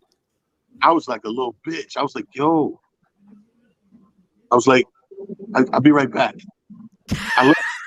No. Were you supposed to perform that day? I was like, yo, I gotta go. I got emergency. I was just pure scared. It scared the hell out of me. Like that was unheard of. Talking to me, it was unheard of. I'm still old school and this is why I think it has nothing to do with a woman's capability of taking charge and stuff like that. However, right. The mental of each gene pool is different. The female and the male, they move different. Meaning, if you want your marriage to last, and you're really doing it for longevity, and you're doing it for the real quote unquote spend the rest of my life with, you need for the man to do that, because the man is more than likely to roam. Because the man is more likely to roam, You need for him to get there. A woman gets there way quicker than a man. Mm-hmm. So it doesn't mean as much. You just mean that you're there. So you may, just to keep you happy, he may go, yeah, but he's not there 100%. And then this thing doesn't last forever. But if the man comes, usually that's him getting to a space of, you know what? I'm ready, babe. You're my queen. I want to spend my life with you. Let's do this. Now it's his to screw up. So Michael Sean, there's nothing wrong with me because I'm not married. It's not me. No, understand. What Talent just did was amazing. Like his performance was amazing. His performance was absolutely incredible. It's 5 stars, 6 stars. The but he actually had a woman ask him, and that's, okay. Let me just explain something to you. The reason why my trifling ass was what I was on the road is because my first road trip was with Talent. Okay, so before y'all start sitting here applauding fucking Talent and going like, "Oh my God, he's so fucking real," let me tell you what happened at a comedy show. He took us up and we had a comedy show. We were all weekend and I was sitting there and he sees me looking at chicks and he's like, "Yo, Mike," and I'm like, "What?" He's like, "Yo, just be funny and then you could tap a bitch on the shoulder and you could take her." And I looked at her. Since y'all was so clapping for that wedding shit, y'all was so clapping for that marriage, y'all was so clapping, and he goes, "Just tap her." And I said, "Talent, you trying to set me up? You're lying to fucking me. We were in Buffalo. You're lying. There's no way." And he said, "Just be funny, and you can get off stage and you can tap her and take her." And I was like, "You got to be kidding me!" And God blessed me with that weekend. I was really funny. But I was still scared to death to tap somebody on the shoulder. But when I tapped, he said, just tell her, just say, "Yo," just Talent always got this thing with like, yo, just take her up. Like it doesn't matter. Just tap on the shoulder. Like this is way big. And I tapped her and she went up with me. And I realized that he was right. So when you believe that Talent turned down a motherfucking chick getting married, Talent never getting married. He don't give a fuck about. He was like, he's never getting married. But that's good. I mean, at least he's honest. So you know that. Yeah, that's like, okay. Back then, I was open to it. You know what I mean? Like we talking the 90s versus 2021. It took a while to get to this place. But the reason I gave you that advice because coming from a guy, and I have no problem admitting this from day one. I'm one of those few guys who's never had any type of skill or rap to get a girl ever. High school, middle school, elementary, adulthood. I've never was the guy that could walk over to a girl and say blah, blah, blah. I was never that guy. However, if conversation came up and see how funny speaks for us vicariously through the microphone on stage. Yeah. So a woman will hear your story or what you're talking about and will approach you. Now, if you approach me, oh, we're comedians. I'm a conversationalist. I can take it from there. But to walk over and say, "Hey, baby, your eyes and your hell no." So that's so true. That's so true. Yeah. Go ahead. Yeah, go ahead. I try to teach you what I learned real briefly on stage was, I said, wow, that's one of the things that made me fall in love with this. I was like, yo, this thing solved one of my biggest problems. Now I don't have to have a rap. I just got to be funny. Yep. If I'm funny, let me tell you something. Women, the way men love a woman to cook a plate, women love a man to make them laugh. If you can keep them laughing, women are stressed out, bro, by nature. They women. But now, they're stressed out by nature. Every month they get a period, bro. That's stress. What I tell you earlier. That's what we were just talking about. What I tell you earlier. I'm stressed the fuck out. I got 5 sisters. These bitches stay stressed around the house. Until all the periods synced up, it was a motherfucking bitch. Until the periods synced up, it was all sporadic. It was 5 chihuahuas in that house.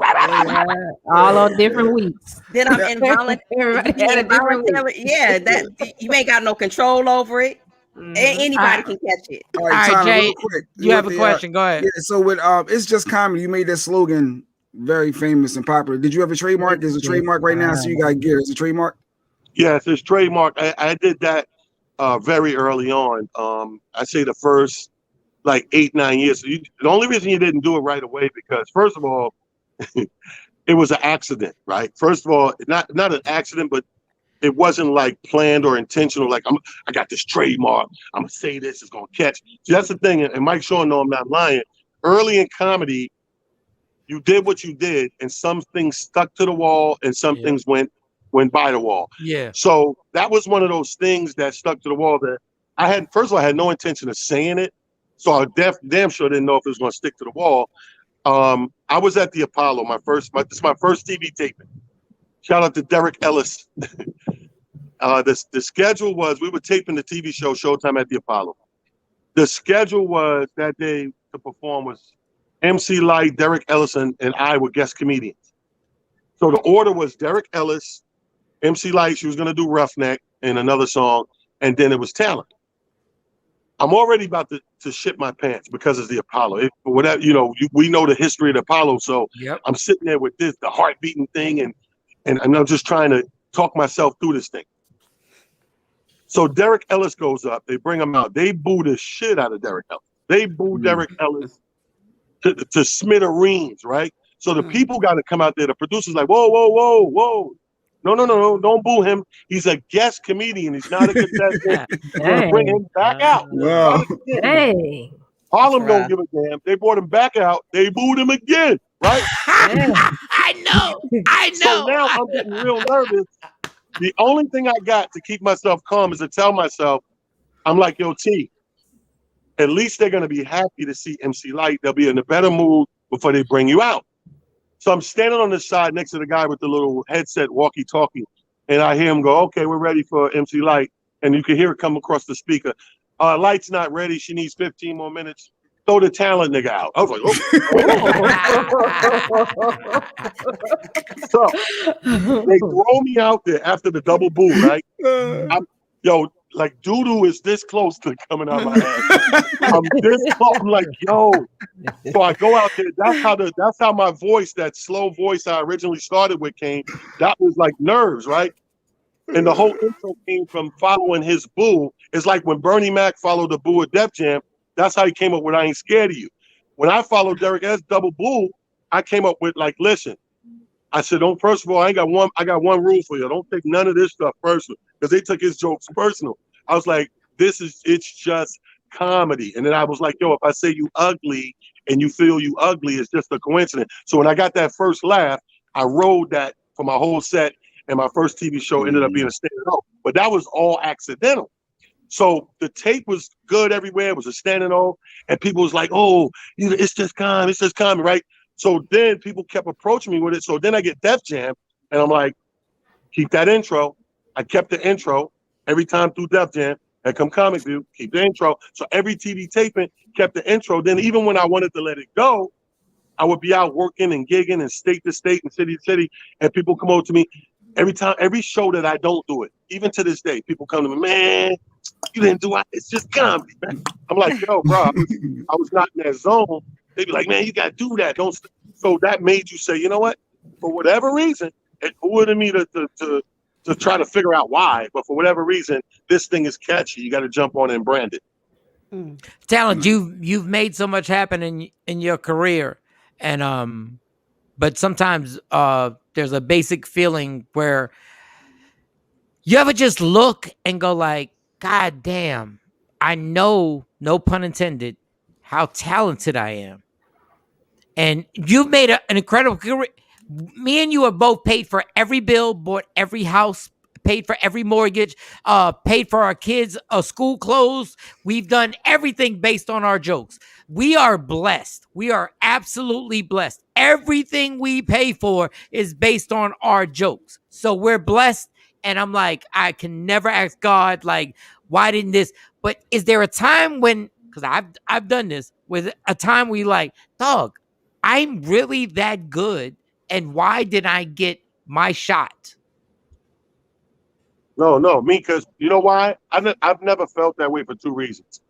One, I did get my shot. Like, there's nothing I can't say that I didn't get to do that I wanted to do. But the most important thing that I set along in this course to do, I'm still doing it.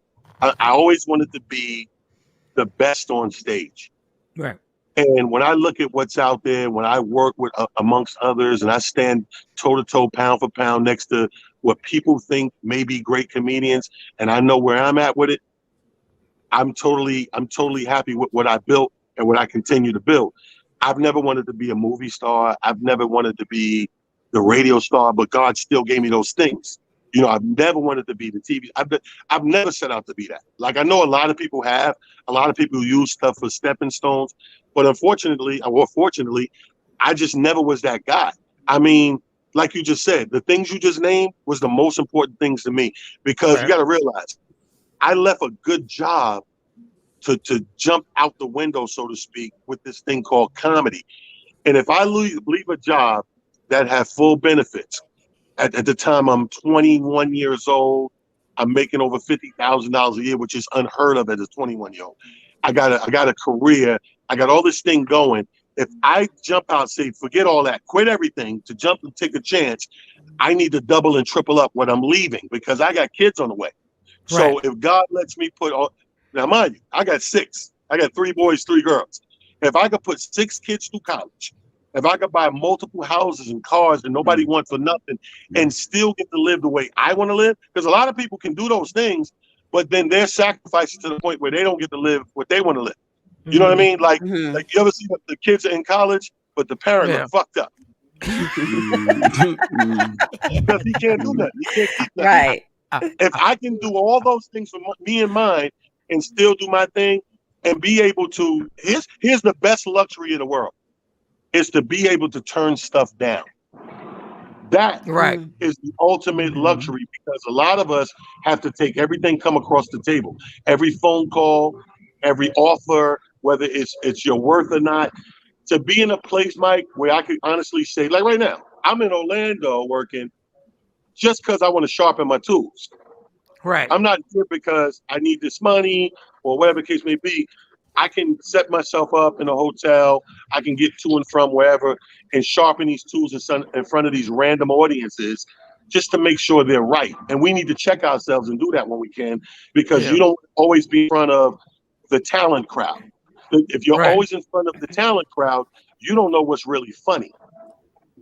Speaking of getting gigs, real quick, Mike, he recently did the Biz Markie homegoing. He hosted the whole funeral service, and I thought you did a great job, by the way. You were funny in between, and you kept it rolling through Reverend Al, through everybody. How did you get that gig? Like, how do you get the host a funeral with Biz Markie? How did that come about? Well, through my connection of knowing Biz over the years, first of all, that was a challenge. That was another challenge that I've never done. I had to do, and your first challenge, your first funeral comes in such a big, magnanimous way. It's like it's just magnitude of that was great. Biz is a funny dude. Biz is a comedian in his own right. There's a couple of rappers that are funny. Heavy D was like that. A lot of cats like Nice and Smooth, Greg Nice, like they're really like comedians at heart. So Biz was so funny. We had Biz on the Snap albums. It was only two rappers we put on the Snap album with the comedians. And on the East Coast was Biz, and the West Coast was Coolio, because they could snap real good. So over the years, Biz and I became real cool buddies and stuff like that. So when the family decided for the homegoing, they didn't want it to be a downer. They didn't want it to be a traditional sad day. They didn't want that, because that's not who Biz was. And they recognized that. They was like, Biz was a funny dude. He would have wanted this. We want to give him what we think Biz would have wanted. So the family called me a week before. They were just putting it all together. I believe Fat Joe, LL, and those guys kind of paid for the services and everything. And it was in this big theater in Long Island where Biz was from. And the family tapped me and was like, is this something you would do? And I was like, absolutely. Like, I know, Biz would haunt me, and I'm scared of ghosts if I didn't do it. So I was like, absolutely. And the crazy thing, when I was on the phone with them a week before, I broke down. I was in my hotel room talking to them, and I broke down and fell to the floor crying. They don't know. I was holding my voice, but I was bawling in tears, and I realized I didn't get to grieve until that phone call. I heard the news, I took it in and kept moving. I didn't really grieve, so I grieved during the phone call. So when it came down to it, and they told me, yo, we want this thing to move a certain way, we want the laughter, blah, blah, blah. I was like, I got you. You know, you want the laughter, but the laughter, you know, in a funeral, it needs to be a certain way. Can't be too outlandish, you know, too goofy, too loud, you know, profane. All of that stuff got to be gone. But yet, you got to find that humor in the room. Dude, I was cracking on everybody. I cracked on Reverend Al Sharpton because he's this big now. Yeah. You say you got a Reverend Slim. Hey, Mike, I called him Reverend Slim Goody.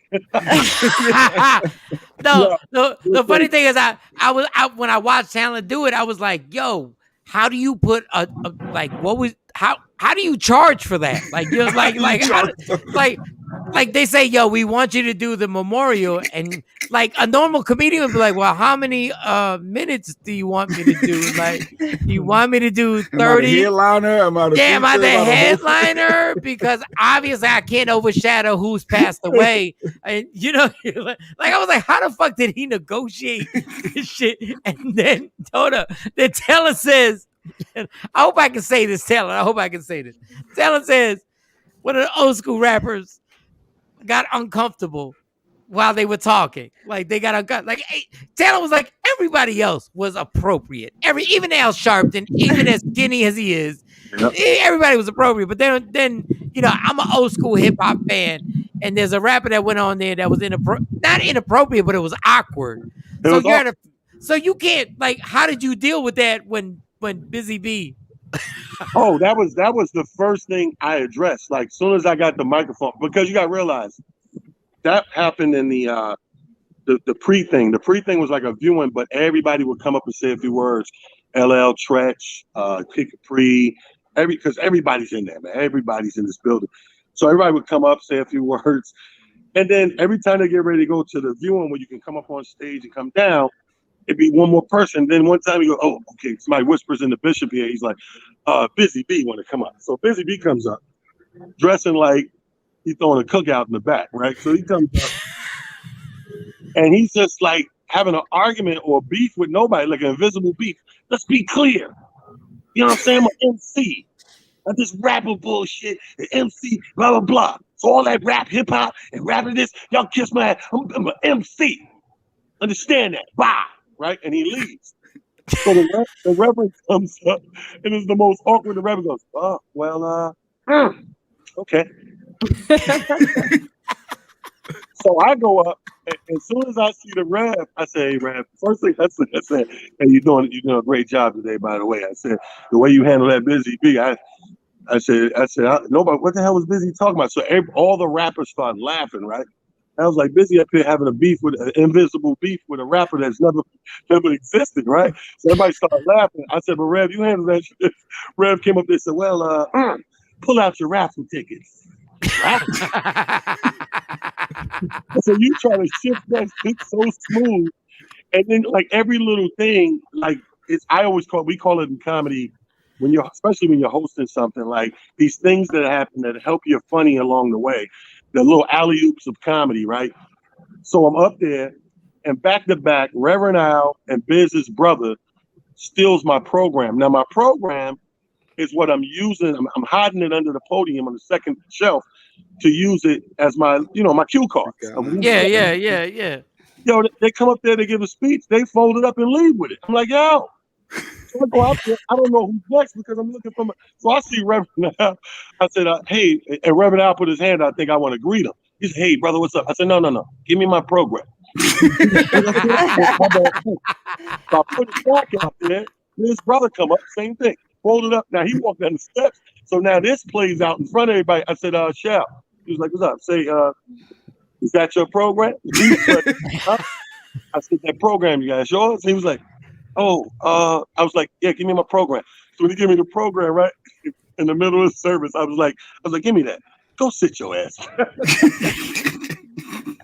Yo, when I said the place was crazy, erupted like, yo, this dude is crazy. Like, just little stuff is all you needed in there because the moment of levity was already in the air. Somebody just needed to connect it. But that's how I got it, through the family and stuff like that. And it was a privilege. And Mike, to answer your question, it was a family thing, so I didn't charge. But guess what? Going forward. I was wondering. Just tell it. I was wondering. I was like, because I know when they see a comedian hosts something like that, then all of a sudden the light bulb goes off, and I'm thinking to myself, if somebody says, "Yo, Mike Sean, is there any way you can host?" And I'm like, I don't know how to reference it, but you always get that one number you go right to, 1500. Like you always go like no matter what. Like it could be a lunch date. You be like, how much you gonna host for hosting this lunch date? 1500. Like how much? I'm using it as a credit now. So when I get the funeral call, yo, how much you want? I'm gonna need 5,000. What?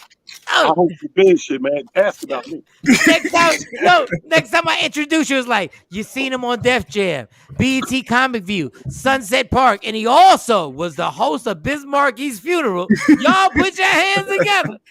Mother. Yo, I'm done. Talent, thank you so much for taking time out to hang out. Hey, holla at me. I need a few gigs right now. I'm a little unemployed. Okay. What would you say, Shawnee? Yeah, no, go on. Yeah, you saying it right. Yeah, and you need to holler at him too. Oh but yeah, I'm gonna be on him about that. We got to bring you out here. We had Rodney Perry, and we're having Rodney Perry out here, and then we got a few other comedians. We got to bring you out to Tyler, Texas, and I just need to open up for you. Just tell me when to go. And Let's do it, bro. I'll be there. Say less. We done. I appreciate you guys, man. All right. Talent the comedian. I'm going to be rocking with him on a sportscast tonight. And, today, this afternoon. Mm-hmm. All right, y'all. We've been good. Are we good? We're good. We're good. Anybody want to say anything? Anybody want to close anything out? Anybody, anything important to say? Like anybody? Time for me to take another Percocet. You said what? It's time for me to take another Percocet. Yeah, I'm worried about you, Mo. Like, we got to really chill with this Percocet stuff. Like, we really, like... Oh, no. I only take... they're prescribed to me. I don't take any street drugs. They're prescribed to me. When I was in rehab, I had a lot of people with me who started with Percocet. So let's be careful. Like, there was... Especially them white boys. Them white boys was like, the Percocet, they were really... Okay, all right. Yeah, but they don't have cramps. I'm telling you that. Yeah, no. This is definitely needed. God darn it. I wish you would. I wish you would. I cut off your doggone lifetime supply of bacon. All right, hold on. Mo, let me know where to ship you new apparel. Mo's got cramps. All right, Shawnee, you good? Any last words? Thank you, Kevin. I'm good. It's been a great show. Worth the late wait. Shout to action. Jay Black, you good? Anything else? I'm good. We good. Tomorrow. We do it again tomorrow morning. All right, y'all. Love me for who I am, not who you want me to be, because I can never be that. Understand there's only one thing in life that is guaranteed. It will end. So make sure you never let somebody steal your happiness. Fight for it. It's Michael Sean, Jay Black, Sexy Mo, Shawnee Scott. Shout to our talent. Oh, well, I was going to say our talent the comedian. And shout to all y'all rocking with us. Yeah, y'all. Michael Sean and the Takeover Legends, where nothing's off limits.